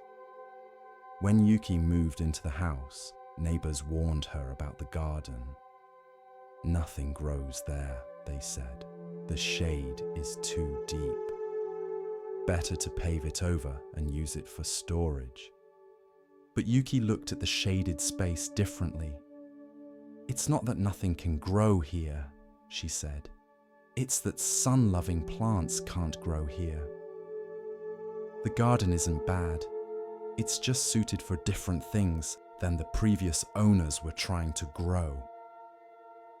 She began researching plants that thrived in shade, ferns that loved the dim moisture, hostas with broad leaves that caught what little light appeared, shade-loving flowers that bloomed in muted colors, but with delicate beauty. Instead of fighting the garden's nature, she worked with it. Within a year, Yuki's shaded garden was lush and beautiful. It didn't look like sunny gardens with their bright flowers and robust vegetables.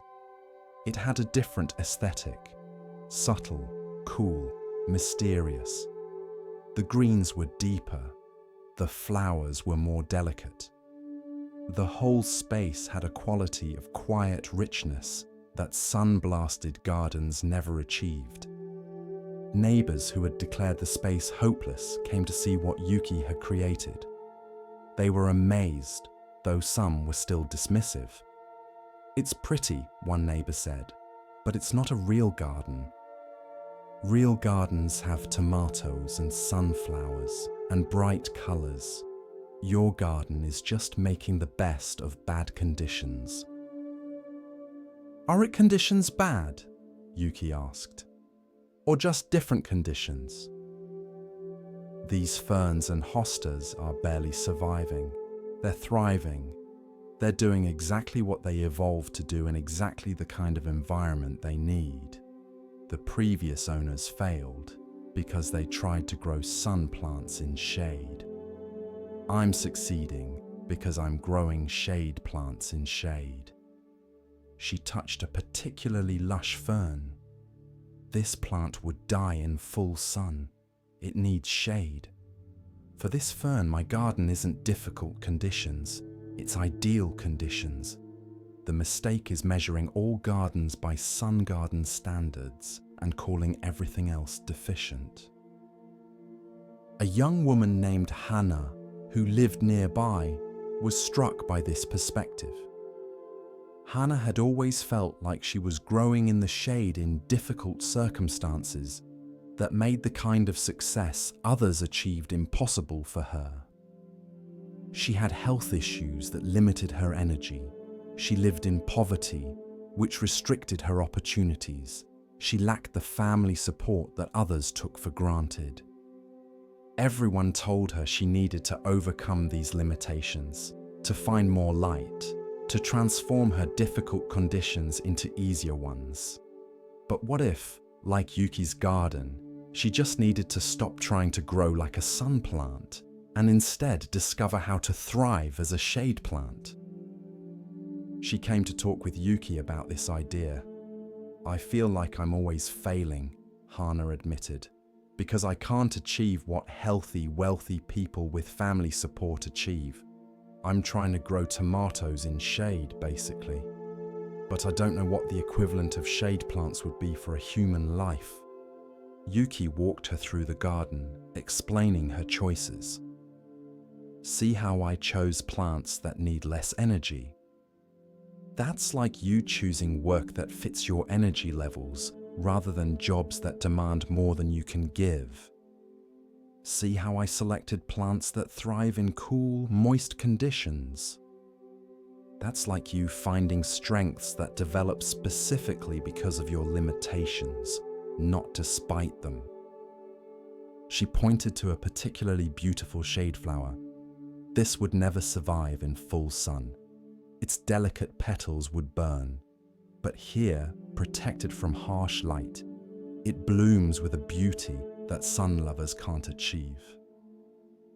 Your limitations might protect you from certain kinds of harm while allowing you to develop qualities that people in easier conditions never develop.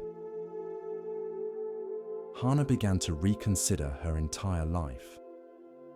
What if she stopped measuring herself by sun garden standards? What if she found shade garden ways to thrive? She had deep empathy, probably developed through her own suffering. She had patience, learned through chronic illness. She had creativity in making do with little, born from poverty. These weren't consolation prizes for failing at normal success. These were actual strengths, shade plant qualities that were valuable in themselves. She started making different choices. She took a job that paid less, but required less energy, allowing her to work sustainably rather than constantly burning out. She developed friendships with others who lived in shade, creating community with people who understood difficult circumstances. She stopped apologizing for needing things that others didn't need, recognizing that shade plants legitimately need different care than sun plants.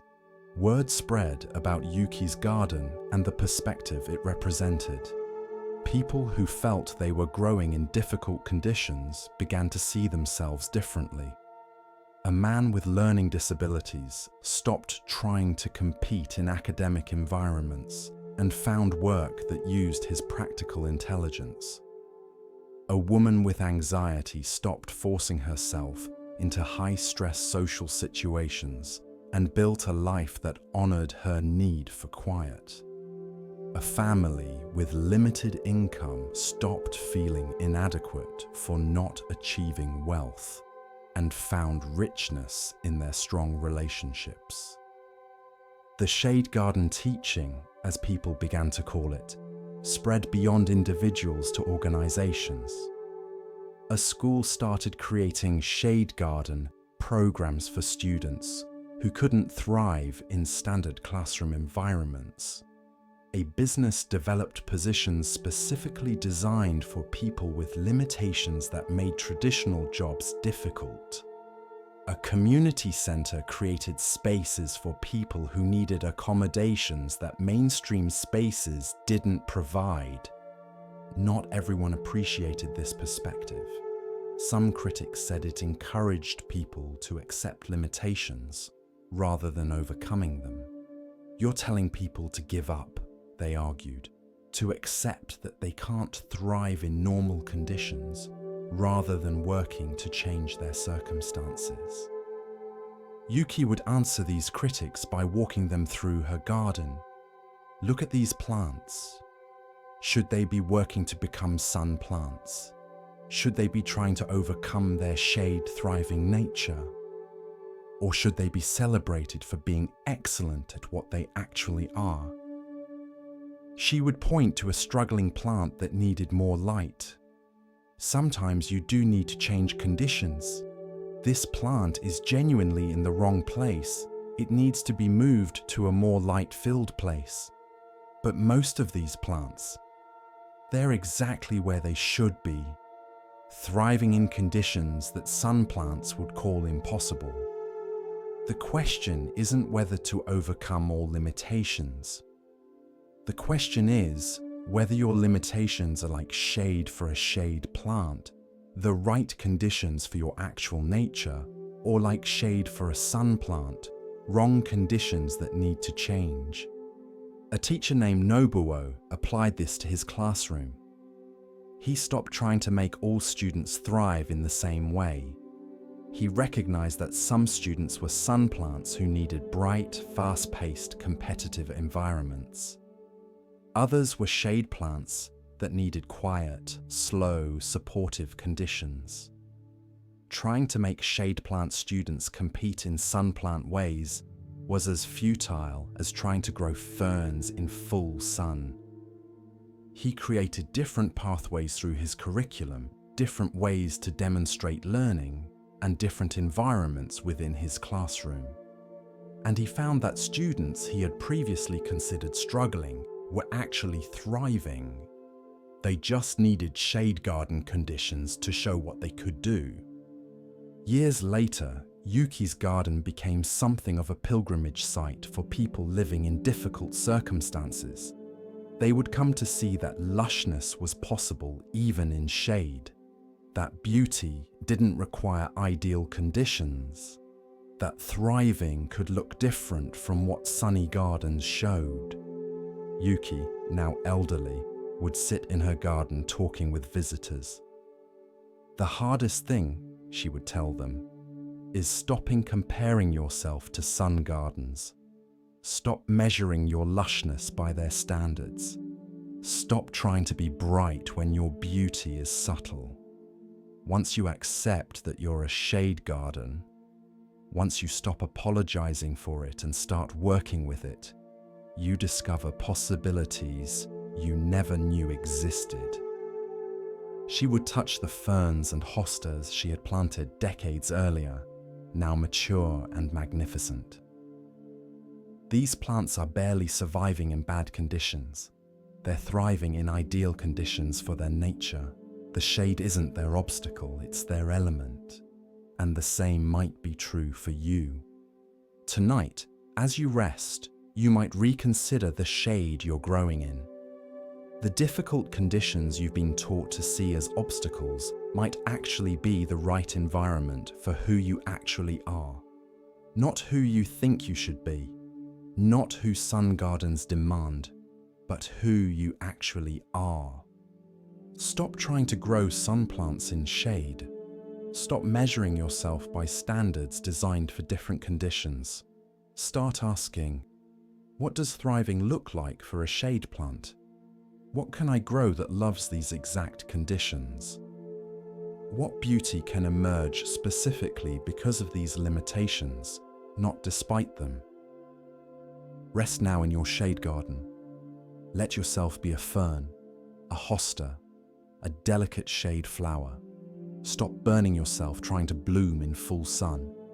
Sink into the cool moisture of your actual conditions and discover what wants to grow there. Shade isn't a deficiency. It's just a different light. And different light creates different beauty. Trust that yours is worth growing. Continuing along the path of Zen insight, we pause now to hear a teaching about perception and hidden value. Listen carefully to the next story. In the capital city lived a tea master named Soho, who had spent 50 years perfecting the art of the tea ceremony. His movements were flawless, his timing exact, his aesthetic sense refined beyond what most people could achieve in several lifetimes. Every detail of his ceremonies was considered and precise. The angle of the bowl, the temperature of the water, the moment to pass the tea, the positioning of each implement. Soho's ceremonies were legendary. People would wait years for an invitation to attend. Wealthy patrons offered fortunes to have Soho perform ceremonies for their guests. Other tea masters studied his techniques, trying to replicate his perfection. But Soho himself had grown troubled. Despite his technical mastery, despite the acclaim, he felt his ceremonies had become performances rather than genuine expressions of tea mind. He was so focused on executing each movement perfectly that he had lost connection to the spirit beneath the movements. His ceremonies were flawless, but somehow empty. On his 70th birthday, Soho decided to retire from public ceremonies. He would perform one final tea ceremony, a farewell to his long career, and then step away to live simply in a small temple. He prepared meticulously for this final ceremony. He invited only his closest students and a few respected elders who had followed his work for decades. He selected implements he had used for years, choosing each for its history and meaning. He practiced the movements daily in the weeks leading up to the ceremony, ensuring everything would be perfect. The day of the ceremony arrived. Soho entered the tea room with his usual grace, began with his usual precision. His guests watched in respectful silence, knowing they were witnessing a master's final performance. Then, midway through the ceremony, something unexpected happened. As Soho reached for the tea bowl, his hand trembled slightly, whether from age, emotion, or simple nervousness, he couldn't say. The tremor caused him to fumble the bowl. It didn't fall or break, but his grip was clumsy, his movement awkward. The flow of the ceremony was disrupted by this imperfect moment. Soho's first instinct was mortification. After 50 years of perfect execution, his final ceremony was marred by a clumsy mistake. But then something shifted in him. The mistake had broken his focus on perfection, and in that break, he suddenly felt present in a way he hadn't been during a ceremony in years. He picked up the bowl, not with perfect grace, but with simple honesty, with the actual movement of an old man holding a bowl. He continued the ceremony, but something had changed. He was no longer performing perfectly. He was just making tea, sharing tea, being present with his guests. The movements that followed weren't as technically flawless as usual, but they had a quality his perfect performances had lacked. They were real.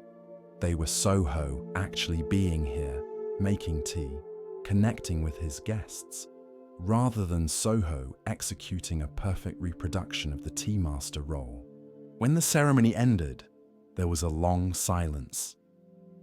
Then one of the elder guests spoke. "That was the finest tea ceremony I have ever experienced." Soho was confused. "But I made mistakes. The execution wasn't clean." "The execution was finally clean," the elder replied. "Clean of performance, clean of ego, clean of the need to be perfect.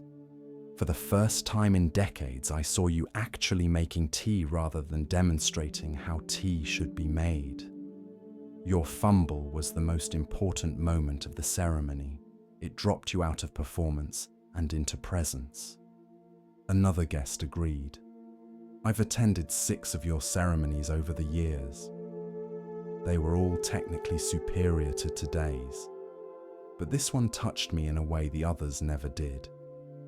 The imperfection made it human. It made it real. It made it about tea rather than about perfection." Soho sat with this feedback for a long time. He realized that his 50-year pursuit of perfect execution had taken him away from genuine expression. He had become so skilled at performing the tea ceremony that he had forgotten how to simply make tea with presence and care. "I thought mastery meant perfect execution," Soho told his students later. "I thought the goal was to perform each movement so exactly that no flaw could be found. But that kind of mastery is dead. It's impressive but not alive. Today, when I fumbled and had to let go of perfection, I finally rediscovered what tea ceremony is actually about. Presence, connection, the simple act of sharing tea with other humans." He looked at his hands, still slightly trembling. "These old hands that made a mistake taught me more than 50 years of perfect practice. They taught me that perfect execution becomes perfect only when you stop trying to perfect it. when you let go of performance and sink into presence. One student asked, "So should we not practice? Should we not work toward technical excellence?" "Practice," Soho replied. "Develop your technique. But don't let technique become an end in itself. Practice until the movements are natural, then let go of trying to perform them perfectly. Use your technique to support presence, not to replace it. Master the form so completely that you can forget the form and just be here, making tea." He picked up a tea bowl, holding it with the same slight tremble. "See this imperfection? This is actually perfection because it's real. It's an old man's hand actually holding a bowl. The steady, flawless grip I cultivated for decades was impressive, but it was also a kind of lie it hid my actual hand behind a perfect performance. This trembling hand is honest, and honesty is more important than perfection." In the weeks following his final ceremony, Soho began making tea in a completely different way. He still had all his technical skills, all his aesthetic sensitivity, but he used them lightly, allowing imperfection, welcoming the unexpected, staying present with what was actually happening rather than executing a mental script. He made tea for strangers, for children, for anyone who wanted to share a bowl. These weren't formal ceremonies with guests and perfect settings. They were just tea, made with care, shared with presence. And people felt more touched by these simple offerings than they had by his legendary perfect ceremonies. "You've become a greater tea master by letting go of mastery," one visitor observed. "I've become an actual tea master by letting go of the performance of mastery," Soho clarified. "I was skilled before, but I wasn't real. Now I'm both skilled and real. The skill supports the reality rather than replacing it. That's the difference." A young tea student struggling to perfect his own technique asked Soho for guidance. "How do I know when my practice is good enough? When can I stop trying to perfect my movements? When perfection becomes a barrier rather than a path," Soho replied. "Practice until the movements are natural and trustworthy. Then let go of trying to make them perfect and just let them be. The movement from practice to performance to presence, that's the journey. Most people stop at performance, endlessly perfecting their execution. The final step is letting go of perfection and discovering presence." He made tea for the young student, his hands moving with practiced skill, but also with slight tremors, small imperfections, human reality. "See how I make tea now? I'm not performing or demonstrating, I'm just making tea. The years of practice allow me to do it well, but letting go of perfection allows me to do it truly. Both are necessary, but the second is what makes it complete. Tonight, as you rest, you might consider what you've been perfecting, performing, trying to execute flawlessly. What would happen if you let your hands tremble slightly? If you allowed imperfection? If you stopped performing mastery and just did the thing itself, present and real? Perfect execution is impressive, but presence is what actually connects, what actually matters, what actually makes any practice complete. You've practiced enough, you've refined enough. Now it's time to let go of perfection and discover what's on the other side. Not sloppiness, not carelessness, but genuine presence that includes both skill and imperfection, both mastery and humanity. Rest now in this completion. Let yourself fumble slightly. Let yourself be real rather than perfect. The tea master's last cup teaches that the journey ends not in flawless execution, but in authentic presence. You've arrived, not at perfection, but at something better. Yourself, skilled and real, doing what you do with care and presence, and the slight tremble of actual human hands. That's perfection. That's the completion. That's the teaching. Sleep now, no longer performing, just being. This is enough. You are enough. The perfect becomes perfect when you stop trying to perfect it. There was a calligrapher named Setsuko who took great pride in her work. She would spend hours creating each character, each stroke perfect, each piece a work of art that she expected would last for generations. One day, she acquired a special ink that a merchant had brought from a distant province. The ink created beautiful deep blacks and flowed perfectly from her brush. But she soon discovered it had an unusual property. It never fully dried. Even days after she had finished a piece, the ink remained slightly wet. If you touched it, even carefully, it would smudge. At first, Setsuko was furious. She couldn't sell work that would smudge. She couldn't give pieces as gifts, knowing they would be ruined by the first careless touch. All her effort was going into work that couldn't be preserved. She tried everything to make the ink dry properly, but nothing worked. Finally, in frustration, she went to the merchant who had sold it to her, demanding her money back. The merchant looked surprised. But that's the nature of this ink. I told you it was special. Special? It's defective. It won't dry. Exactly, the merchant said. It's teaching ink. It reminds you that nothing you create is permanent. Your beautiful calligraphy will eventually fade, whether from age or damage or fire.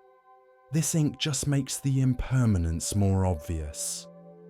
Setsuko went home angry, but she couldn't stop thinking about the merchant's words. Everything she created would eventually be destroyed. The ink that wouldn't dry was just being honest about what was true of all her work. She began to approach her calligraphy differently. Instead of creating pieces meant to last forever, she started creating pieces meant for the moment.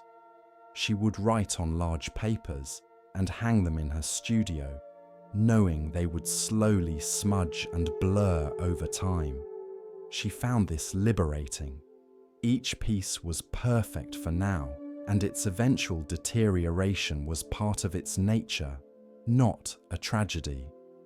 She began inviting people to come and breathe near her work, to let their breath slowly alter the still wet ink. The pieces became collaborations with time and circumstance, always changing, never fixed. I was trying to create permanent beauty, she told a student, but permanence doesn't exist. Everything changes. This ink taught me to make peace with that, to create beauty that's beautiful right now, without needing it to last forever. Tonight, what are you trying to make permanent that was always meant to change? What are you clinging to as if you could freeze it in time? Everything you love, everything you create, everything you are, it's all like ink that won't quite dry. Always shifting, always changing, always vulnerable to smudging. This isn't a tragedy. It's just the nature of existence. Let go of needing things to be permanent. Enjoy them while they're here. Create them knowing they'll change. Love them knowing they'll pass. The impermanence isn't the problem. Your fight against impermanence is.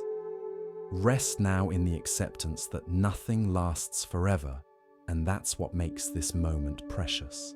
As we drift deeper into the still waters of Zen, a quiet teaching begins to rise, one that speaks of clarity and of value not always seen. Listen gently now. The next story begins. There was a fisherman named Sato who lived in a coastal village where fishing was both a livelihood and a tradition. Every morning, the fishermen would go out in their boats, and every evening they would return with their catches. The measure of a good fisherman was simple. How many fish did you catch? Sato had been fishing since childhood. He knew the waters, understood the tides, and could read the weather. But despite all his skill and knowledge, he had a problem that plagued him. At least once a week, sometimes more, he would return with an empty net. Not a small catch, not a few fish, empty. Other fishermen would return with boats full of fish, and Sato would be pulling up nets that contained nothing but seaweed and water. It was humiliating. People in the village began to see him as unlucky, perhaps even incompetent, despite his years of experience. Sato's wife, Hana, watched her husband grow increasingly frustrated and ashamed. He would come home from these empty net days silent and dejected, barely eating, questioning his worth as a fisherman and as a provider. One day, after a particularly discouraging week where Sato had returned empty-handed 3 times, Hana said something unexpected. "I'm glad you caught no fish today." Sato looked at her in disbelief. "How can you say that?" "We need the income. The other fishermen are successful. I'm failing." "Come with me," Hana said, taking his hand. She led him to the small shrine at the edge of their property, where they would leave offerings for good fortune. On the offering plate were several small items: 3 unusual shells, a piece of interesting driftwood, a small colored stone. "Where did these come from?" Sato asked. "From your empty nets," Hana replied. "On the days when you caught no fish, you brought home these things instead. You were so focused on what you didn't catch that you never looked at what you did bring back." She picked up one of the shells. "This one you brought back 2 weeks ago. I'd never seen a shell like this before. I showed it to the teacher at the school, and she used it to teach the children about sea life. Those children learned something beautiful from your empty net." She picked up the driftwood. "This piece is so interesting in shape that the temple carver asked if he could use it for a small Buddha statue. Your failure brought something that will become sacred art." Sato looked at these objects with new eyes. He had indeed pulled them from his nets on empty days, but he had seen them as worthless, just debris that mocked him by taking the place of fish. "But we can't eat shells and driftwood," he protested. "We need fish to sell." "We need some fish," Hana agreed, "and you catch enough on your successful days. But these empty net days bring other things, things with value that can't be measured in money, and they bring something else too." "What?" "They bring your presence home to me," she said quietly. "On days when you catch many fish, you come home exhausted but proud, and you spend the evening repairing nets and equipment, already planning the next day. But on empty net days, you sit with me, you talk with me. You're actually here, not already out on the boat in your mind. I know this sounds selfish, but I treasure those days when you come home empty-handed, because I get all of you, not just your tired body." This perspective shook something loose in Sato. He had been measuring his worth entirely by fish caught, seeing empty nets as pure failure. But Hana was showing him that those apparently failed days brought other things, things he had been too ashamed to notice. A few days later, On another empty net morning, Sato pulled up his nets and found not fish, but a tangled mass of seaweed. His first reaction was the familiar frustration, but then he remembered Hana's words and looked at the seaweed more carefully. It was a type he had seen farmers collecting for fertilizer. Instead of throwing it back in disgust, he kept it. When he returned to shore, he asked one of the farmers if the seaweed was useful. The farmer's eyes lit up. "This is exactly what I need for my fields. Would you sell it to me?"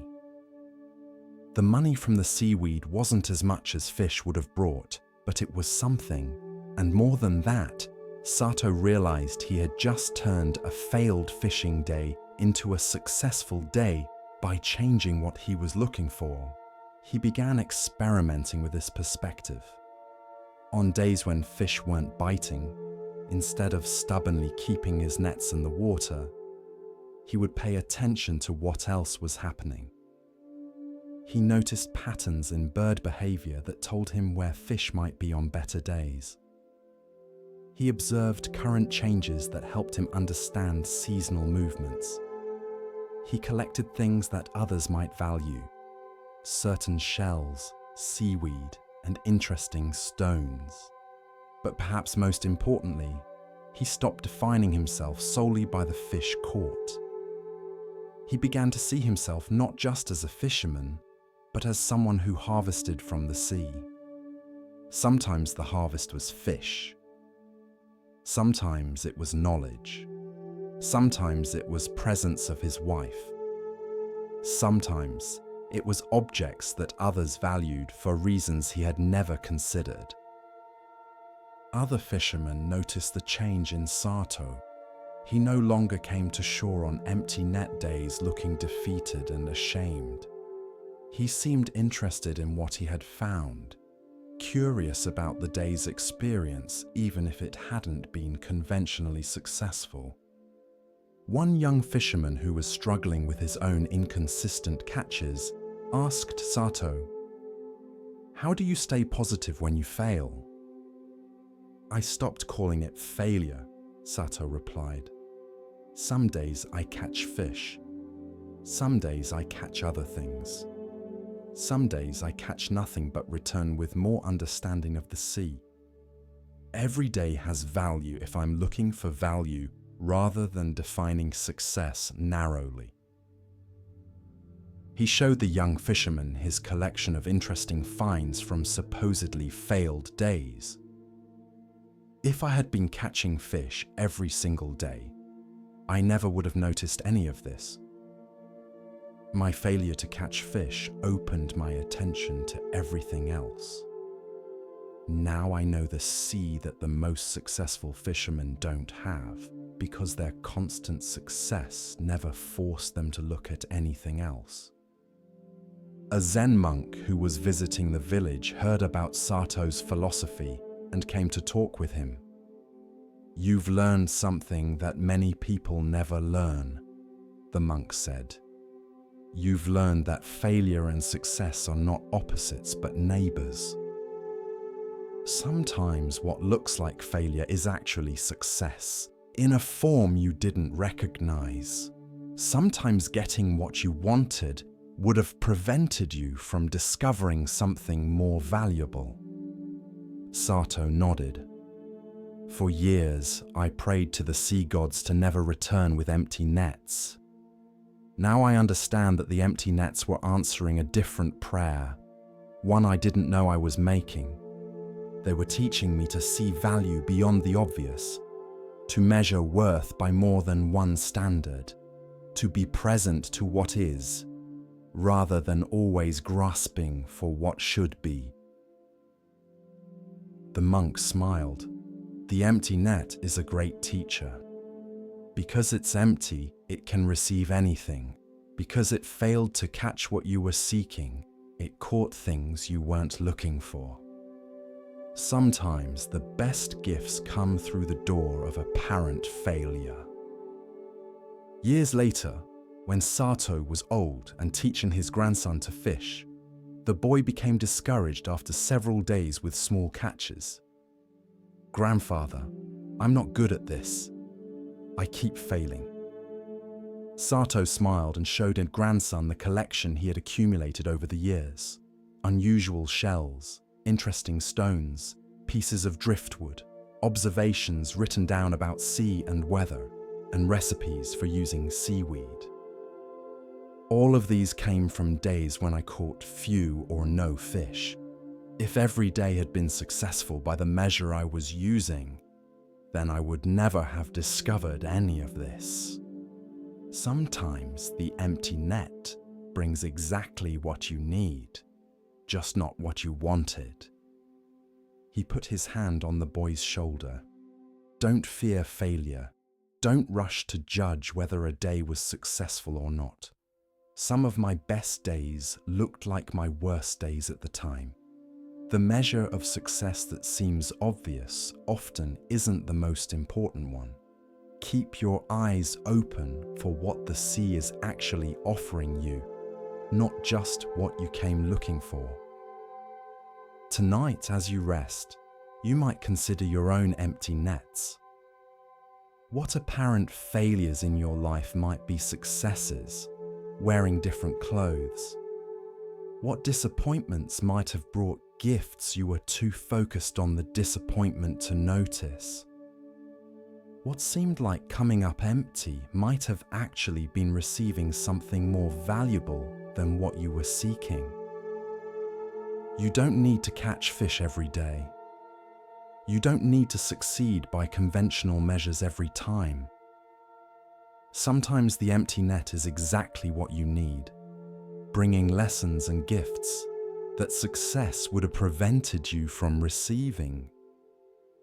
Sometimes failure is just success that requires better eyes to see it. Rest now in acceptance of all your empty nets, all your apparent failures, all the times you came up short by the measures you were using. These weren't wastes. They were opportunities to learn different measures, to discover unexpected value, to receive what you weren't looking for but desperately needed. The empty net isn't a tragedy, it's a teaching. Let it teach you tonight. As you rest in the emptiness, that's actually fullness waiting to be recognized. There was a man named Jiro who dreamed of sailing around the coastal waters of his province. He spent years preparing for this journey. He studied navigation, learned about weather patterns, and read accounts of other sailors' voyages. He purchased the best boat he could afford and spent months modifying it, adding improvements and ensuring everything was perfect. He would tell his friends, "I'm almost ready. Just a few more things to prepare." Years passed. The boat sat in its slip, pristine and unused. Jiro continued preparing, planning, improving, getting ready for the journey he would take soon.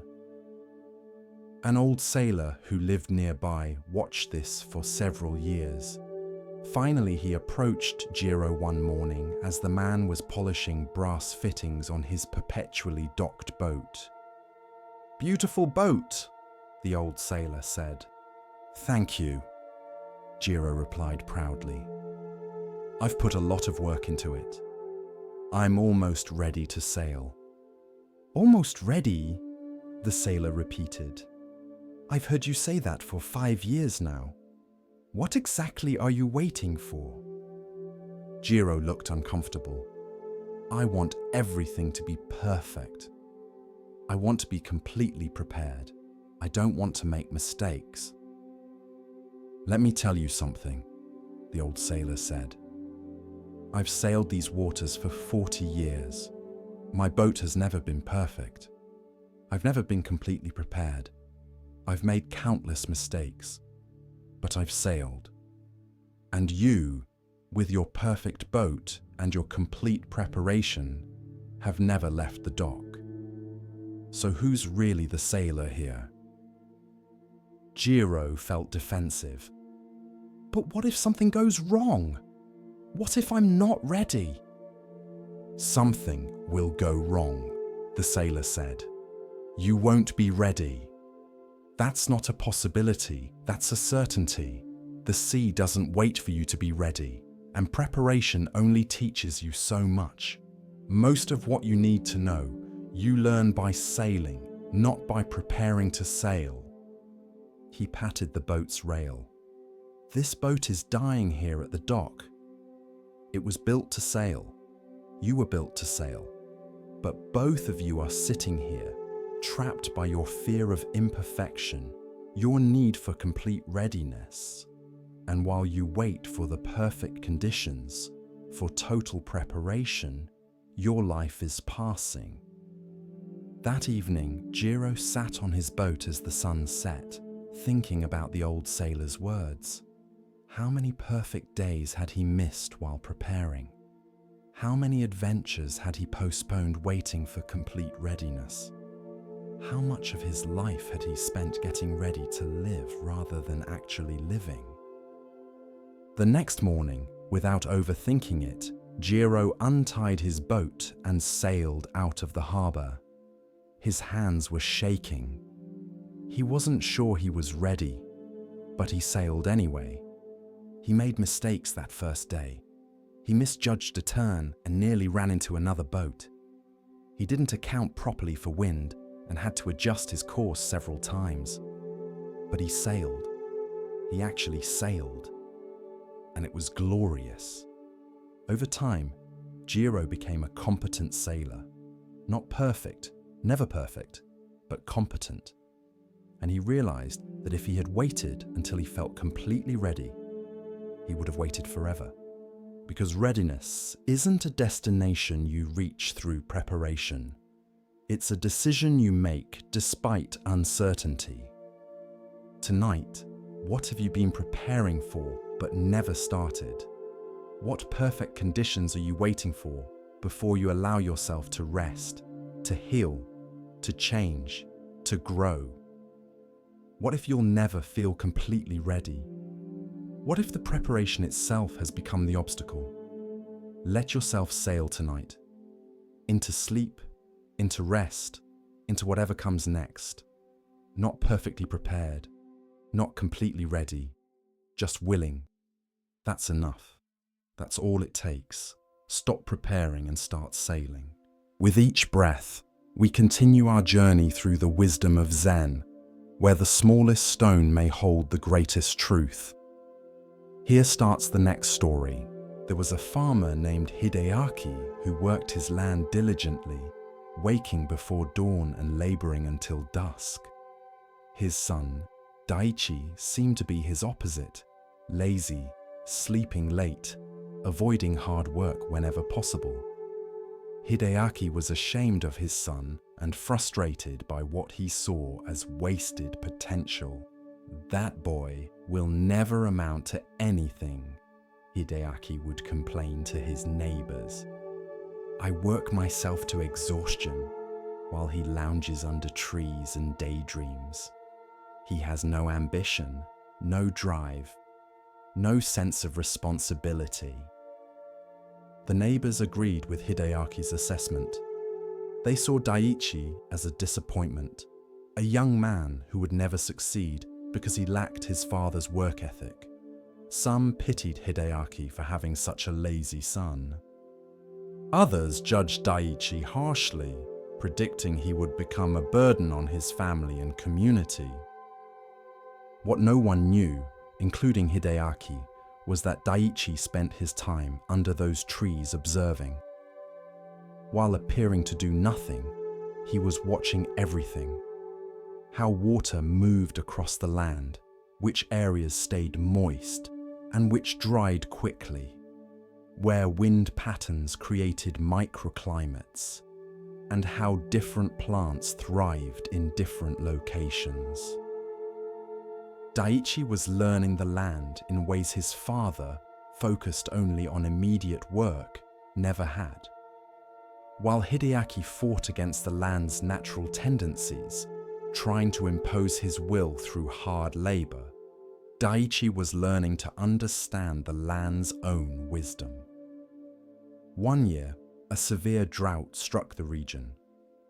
Hideaki worked harder than ever, carrying water to his crops, trying to save them through sheer effort.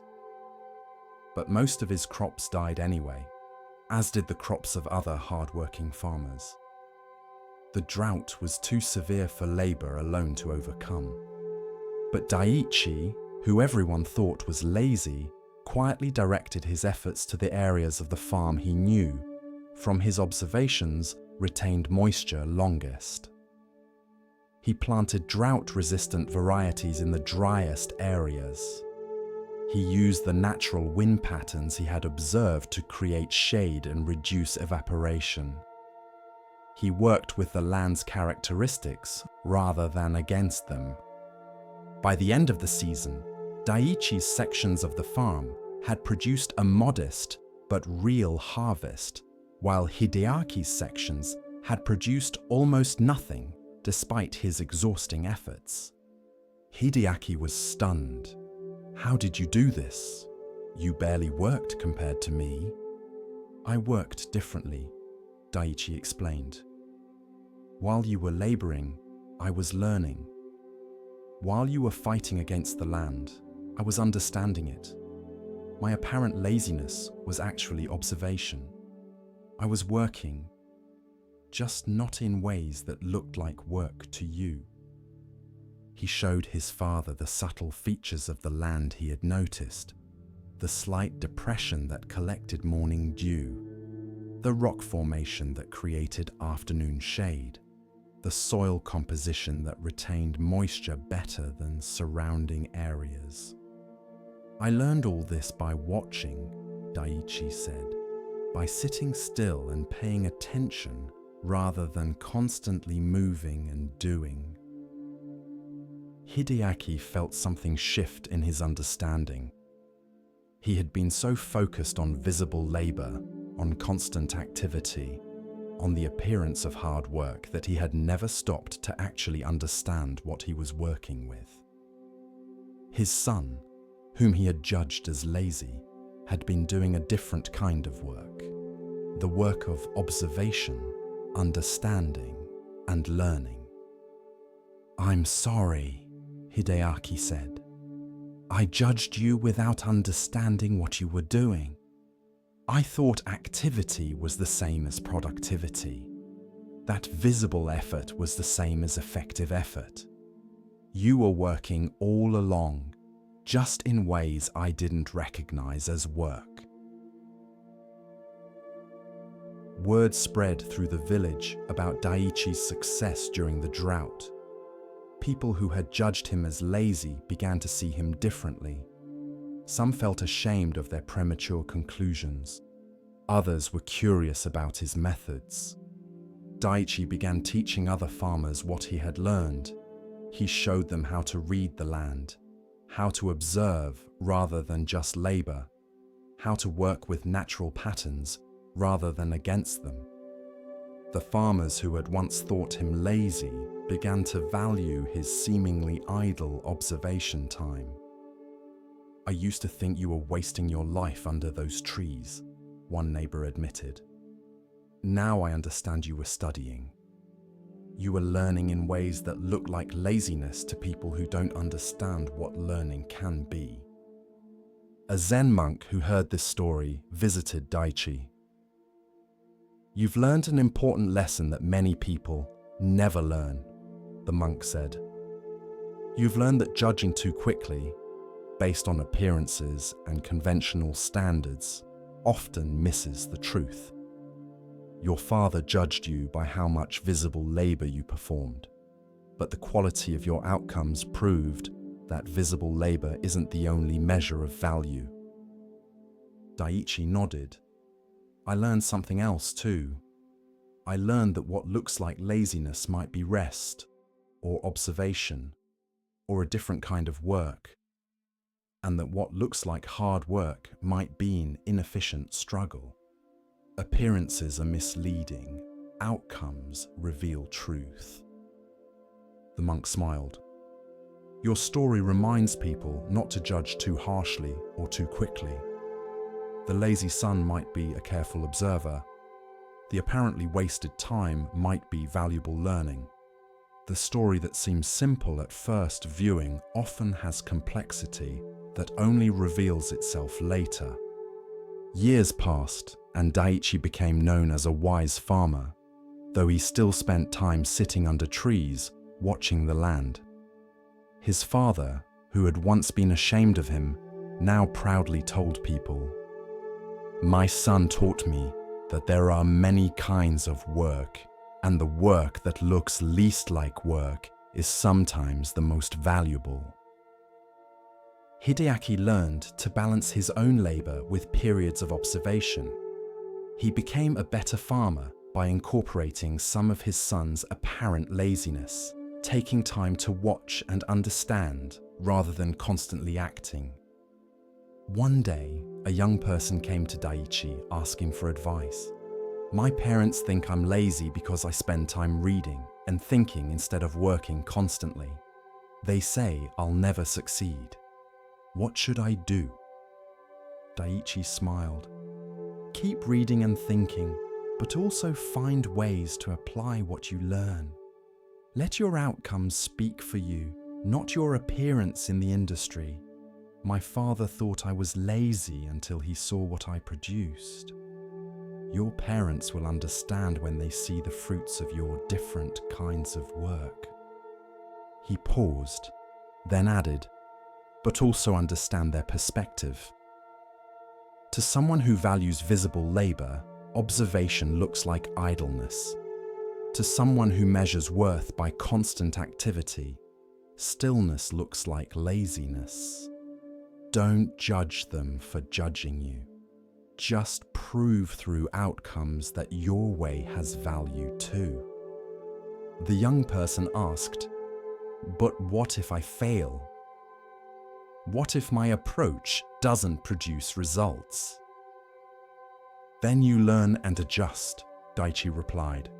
"I wasn't just sitting under trees doing nothing. I was observing, learning, thinking, and planning.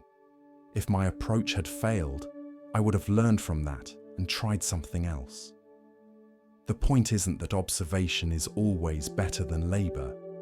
The point is that judging approaches too quickly before seeing their outcomes often misses value. Tonight, as you rest, you might consider who you've been judging as lazy or unproductive. What if their stillness is observation? What if their rest is preparation? What if their apparent inactivity is actually a different kind of work that you don't recognize? And what about yourself? How harshly have you judged your own times of rest or stillness? Have you internalized the belief that only visible activity counts as work? Have you dismissed the value of observation, learning, thinking, and resting because these don't look like traditional labor? Not all work looks like work. Not all productivity is visible. Not all success comes from constant striving. Sometimes the lazy son who watches patiently sees what the hard-working father who never stops moving misses. Sometimes stillness achieves what activity cannot. Sometimes the full story only reveals itself long after the first judgment is made. Rest now without judging your rest. Let yourself be Daiichi under the tree, observing, learning, preparing in ways that might not look productive to outside observers, but that create real value. The lazy son wasn't lazy. He was doing a different kind of work. And so are you, even in this moment of apparent inactivity. Rest is work. Observation is productivity. Stillness is motion that hasn't revealed itself yet. Trust that the full story of your life will prove this, even if current appearances suggest otherwise. Sleep now, not lazy, but learning.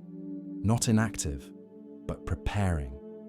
not wasting time, but using it in ways that will only reveal their value when the drought comes, and your careful observation produces a harvest where frantic labor produced nothing. On a mountainside where strong winds blew constantly from the west, there grew a forest of pine trees.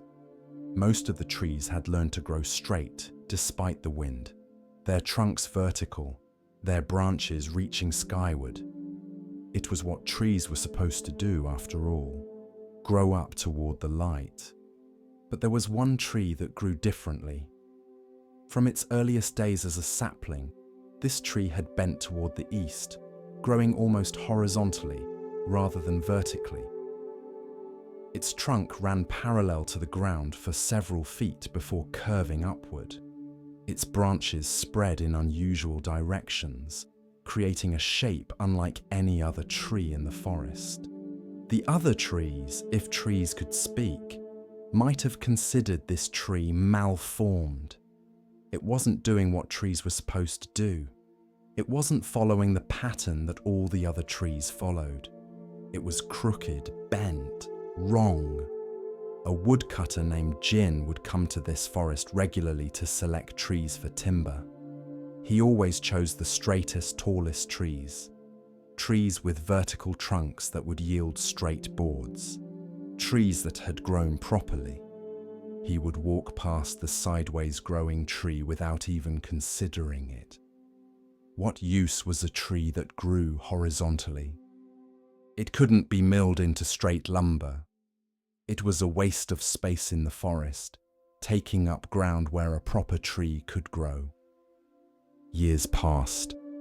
The sideways tree continued its unusual growth, seemingly unbothered by its difference from the other trees.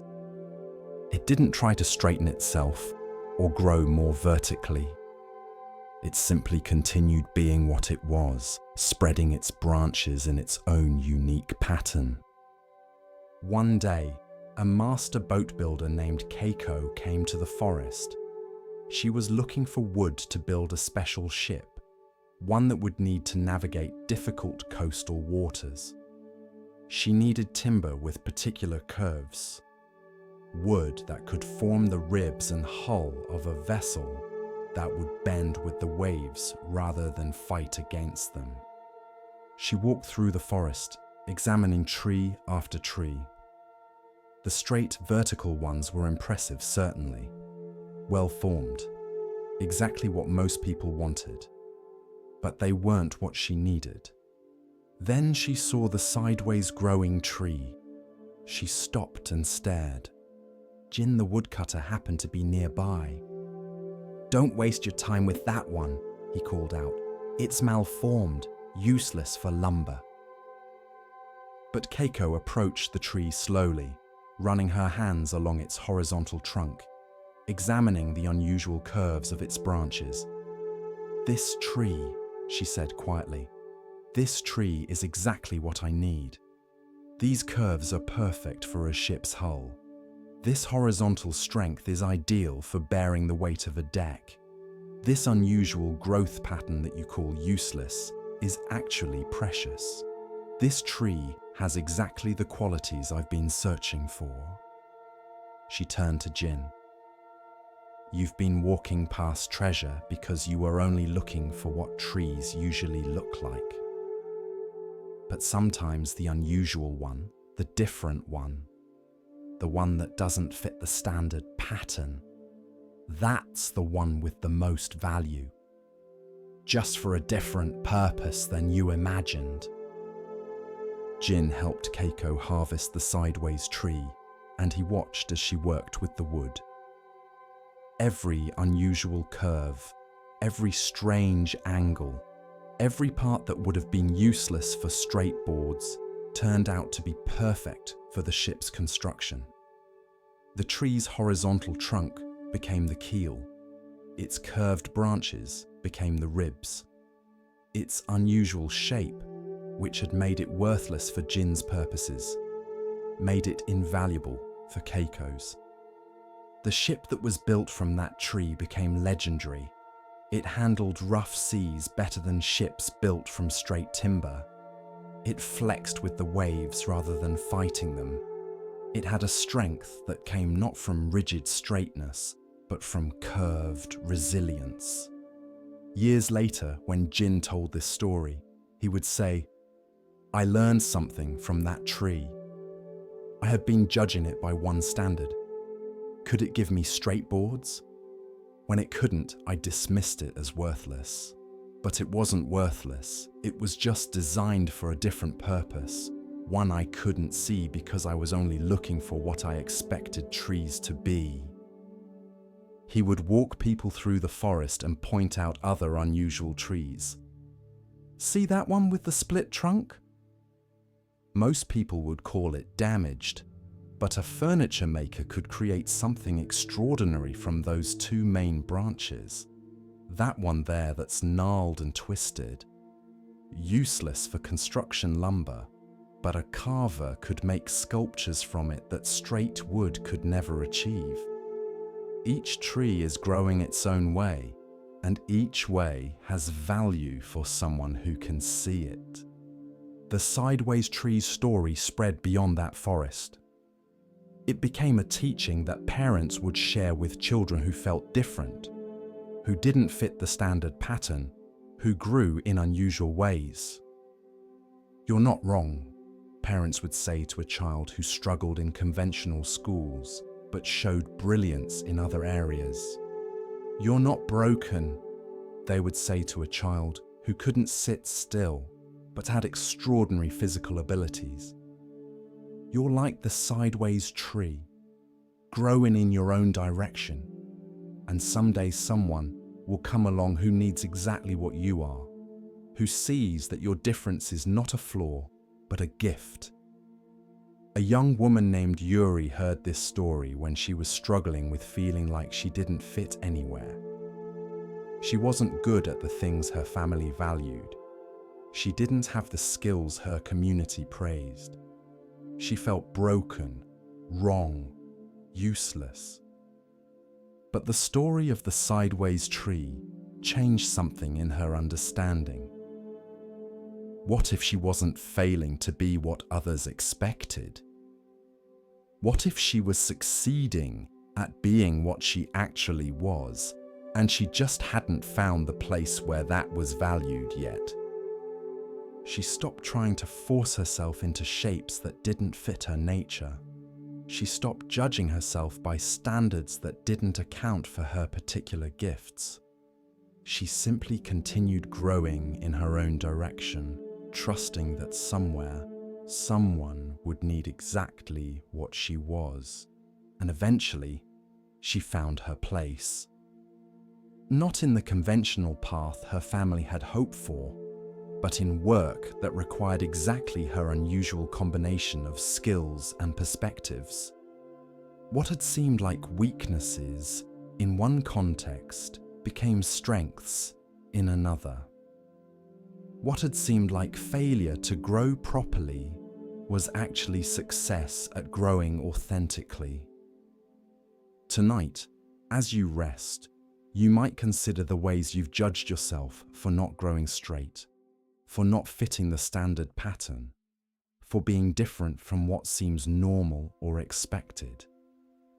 What if those differences aren't flaws? What if you're like the sideways tree, growing exactly as you should, waiting for the boat builder who needs precisely your unique shape? You don't have to force yourself into a form that doesn't fit your nature. You don't have to straighten what grows curved or vertically climb when you naturally spread horizontally. Your path is your own. Your shape is your own. And somewhere, someone needs exactly what you are, not despite your differences, but because of them. Rest now in acceptance of your own unique growth pattern. You're not wrong. You're not broken. You're just different.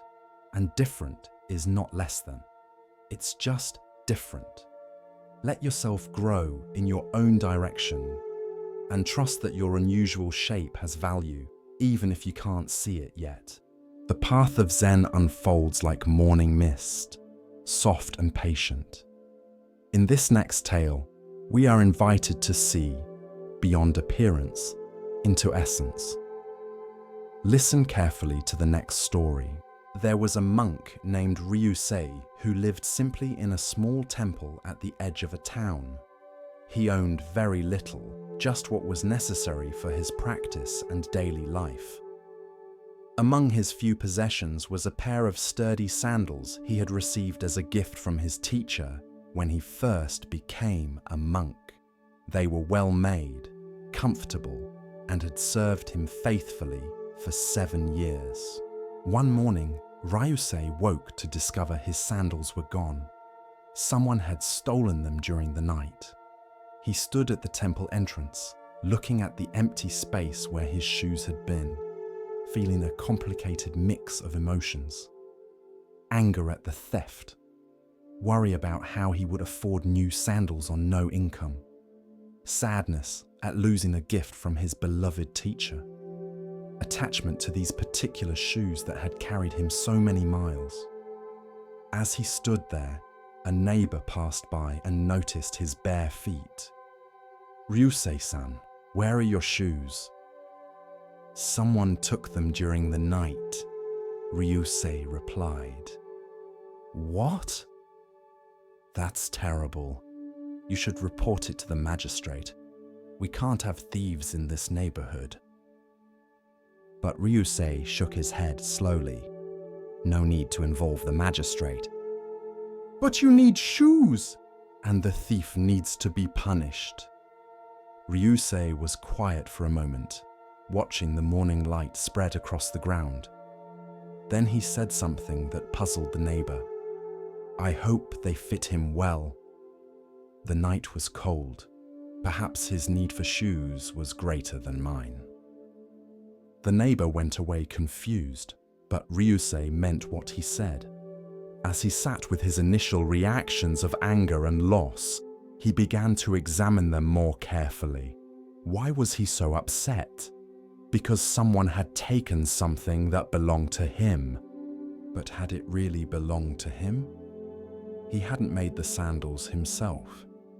They had been given to him by his teacher, who had received them from someone else, who had purchased them from a craftsman who made them from materials that came from plants and animals, which came from the earth. At what point in this chain had the sandals become his? He had been using them, yes, they had been in his possession. But possession is temporary, always. Whether stolen, worn out, or outlived by his own death, those sandals were never going to be his permanently. They were just passing through his life for a time, and now they had passed on to someone else. This understanding brought a strange peace. Instead of focusing on what he had lost, Ryusei found himself thinking about the person who had taken the shoes. What desperation drives someone to steal shoes from a poor monk? What circumstances had brought them to this temple in the middle of the night, in need of footwear? Ryusei spent the day walking barefoot, which he hadn't done since childhood. He noticed things he never noticed while wearing shoes. The texture of different surfaces beneath his feet. The temperature of stones that had been in sun versus shade. The careful attention required to avoid sharp objects. The humility of going barefoot while others wore shoes. That evening, another monk from a neighboring temple visited. Hearing about the stolen sandals, he immediately offered Ryusei a spare pair he had. Ryusei accepted gratefully, but he noticed something. If he had spent the whole day angry about the theft, bitter about his loss, he would have missed the insights that came from walking barefoot. He would have missed the kindness of this monk's offering. He would have poisoned his whole day with resentment over something that was already gone and couldn't be changed. Instead, by letting go of attachment to the stolen shoes, by wishing well for the thief, by being present to what actually was rather than resenting what was no longer.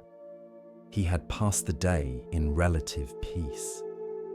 A student who heard this story asked Ryosei, "But Master, didn't you feel angry? Isn't anger at injustice natural?"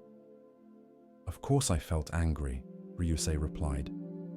"For about 10 minutes, anger arose, just as it arises for anyone when something is taken from them. But then I had a choice.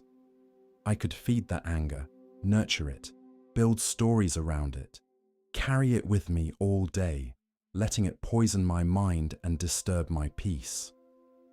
Or I could acknowledge it, let it pass, and choose a different relationship with what had happened." "But the thief should be punished," the student insisted. "What he did was wrong." "Perhaps he will be punished by his own conscience," Ryusei said. "Perhaps he is punished already by whatever circumstances drove him to steal from a poor monk. But whether he is punished or not is not my concern. My concern is whether I will punish myself by holding resentment or free myself by letting go." He looked at his new sandals, the gift from his fellow monk. "These shoes came to me because those shoes left me. If I had been so attached to the old shoes that I refused to accept new ones, I would still be barefoot." Life is constantly taking things from us and giving things to us.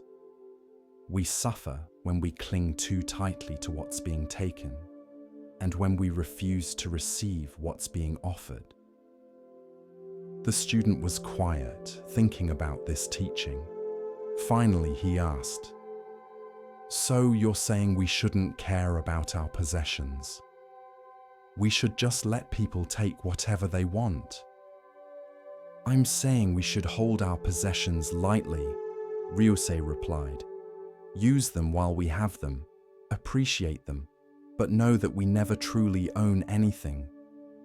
Everything we think we possess is just temporarily in our care. When it leaves us, whether through loss or theft or natural decay, we can let it go without adding the suffering of clinging to the simple fact of its absence." He smiled, remembering the cold night when his shoes were taken. "That thief taught me something valuable. He showed me how attached I was to those sandals, how much of my sense of security was tied to possessions. He gave me an opportunity to practice letting go. In a way, though it wasn't his intention, he gave me a gift even as he took something from me." Years later, Ryusei would tell people, "The shoes I lost mattered less than what I learned by losing them.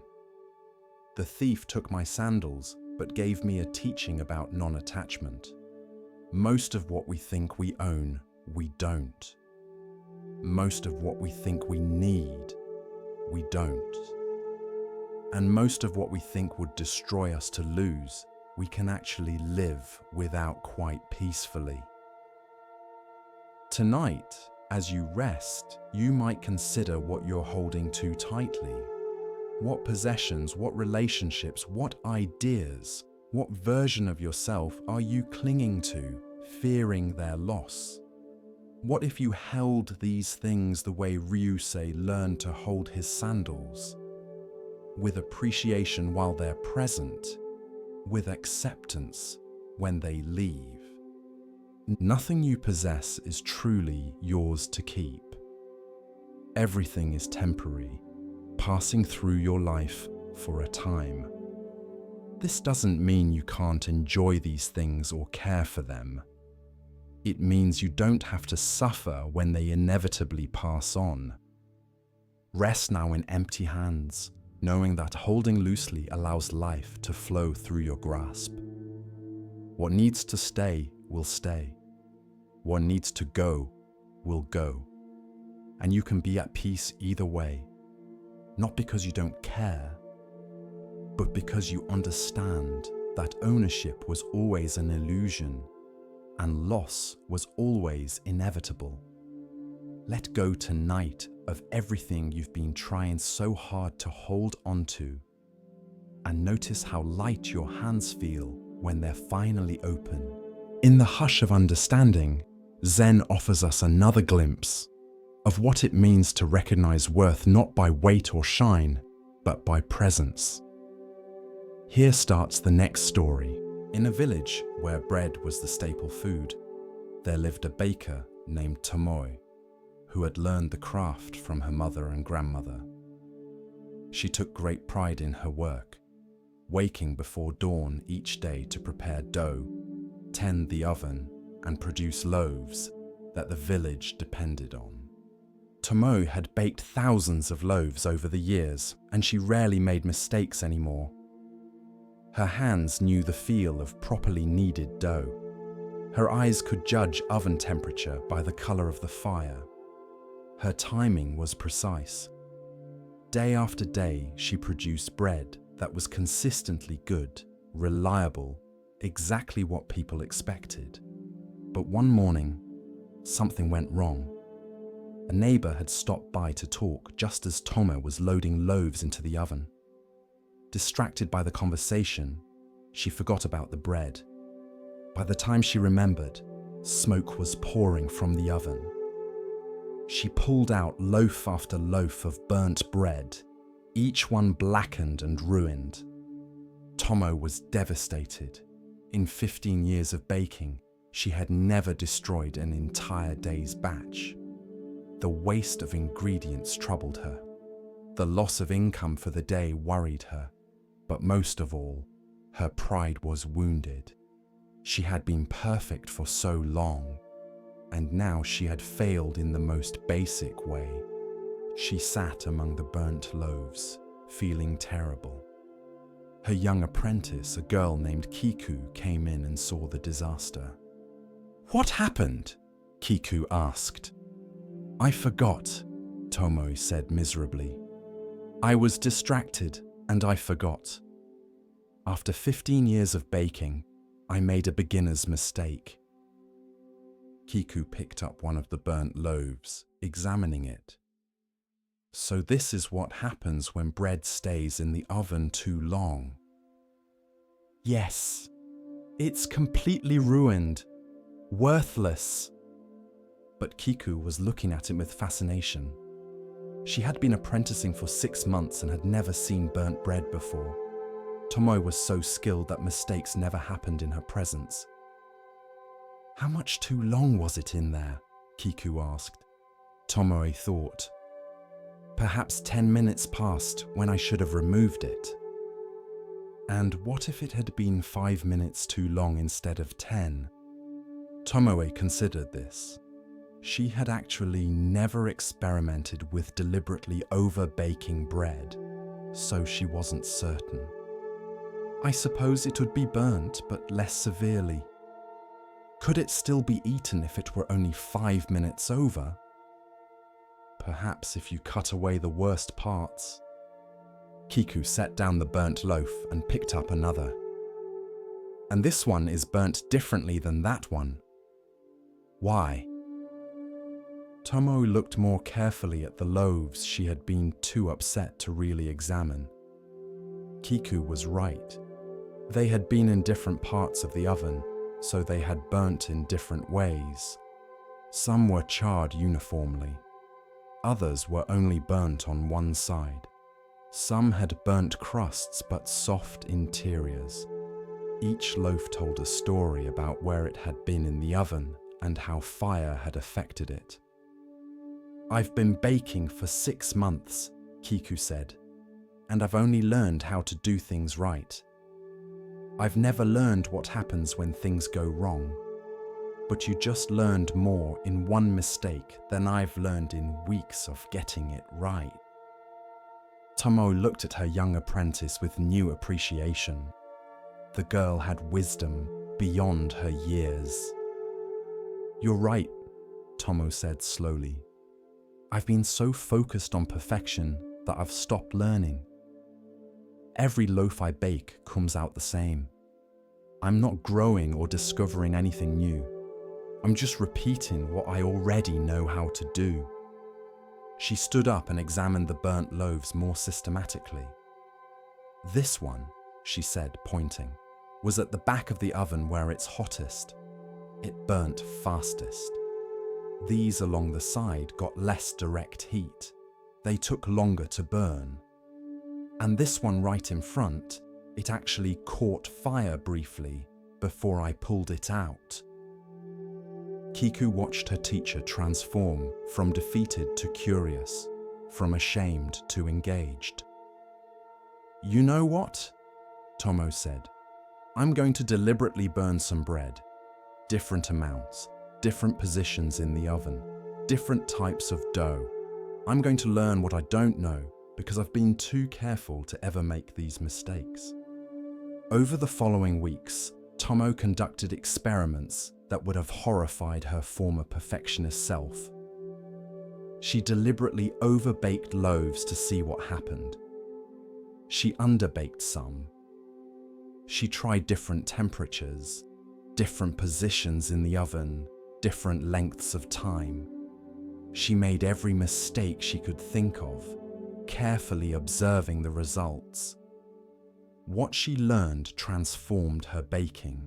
She discovered that what she had called perfect was actually just one point on a spectrum of possibilities.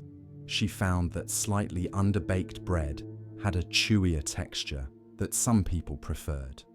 She learned that bread with a darker crust had a richer flavor. She discovered techniques she never would have tried if she hadn't been forced out of her perfect routine by that first mistake. Her bread became more varied, more interesting, more responsive to what different customers wanted. People who had been eating her consistently good bread for years suddenly found themselves excited by it again. What changed? They would ask. Your bread seems different lately. Tomo would smile and say, I finally made a mistake. And that mistake taught me more than years of getting it right. One day, a traveling baker who was considered a master of the craft stopped at Tomo's shop. He tasted her bread and was impressed. You understand bread deeply, he said. How did you learn so much? I burnt a whole day's batch, Tomo replied, and instead of just feeling bad about it, I decided to learn from it. That mistake opened doors I didn't even know existed. The master baker nodded knowingly. The problem with being good at something is that you stop making mistakes. And when you stop making mistakes, you stop learning. You just keep repeating what you already know. It's the mistakes, if you pay attention to them, that show you what you don't yet understand. He looked around at her thriving shop. People think mastery means never making mistakes, but real mastery comes from making mistakes consciously, learning from them, and letting them teach you what success never can. Years later, when Kiku had become a skilled baker herself and taken over Tomo's shop, she would tell new apprentices about the day of the burnt bread.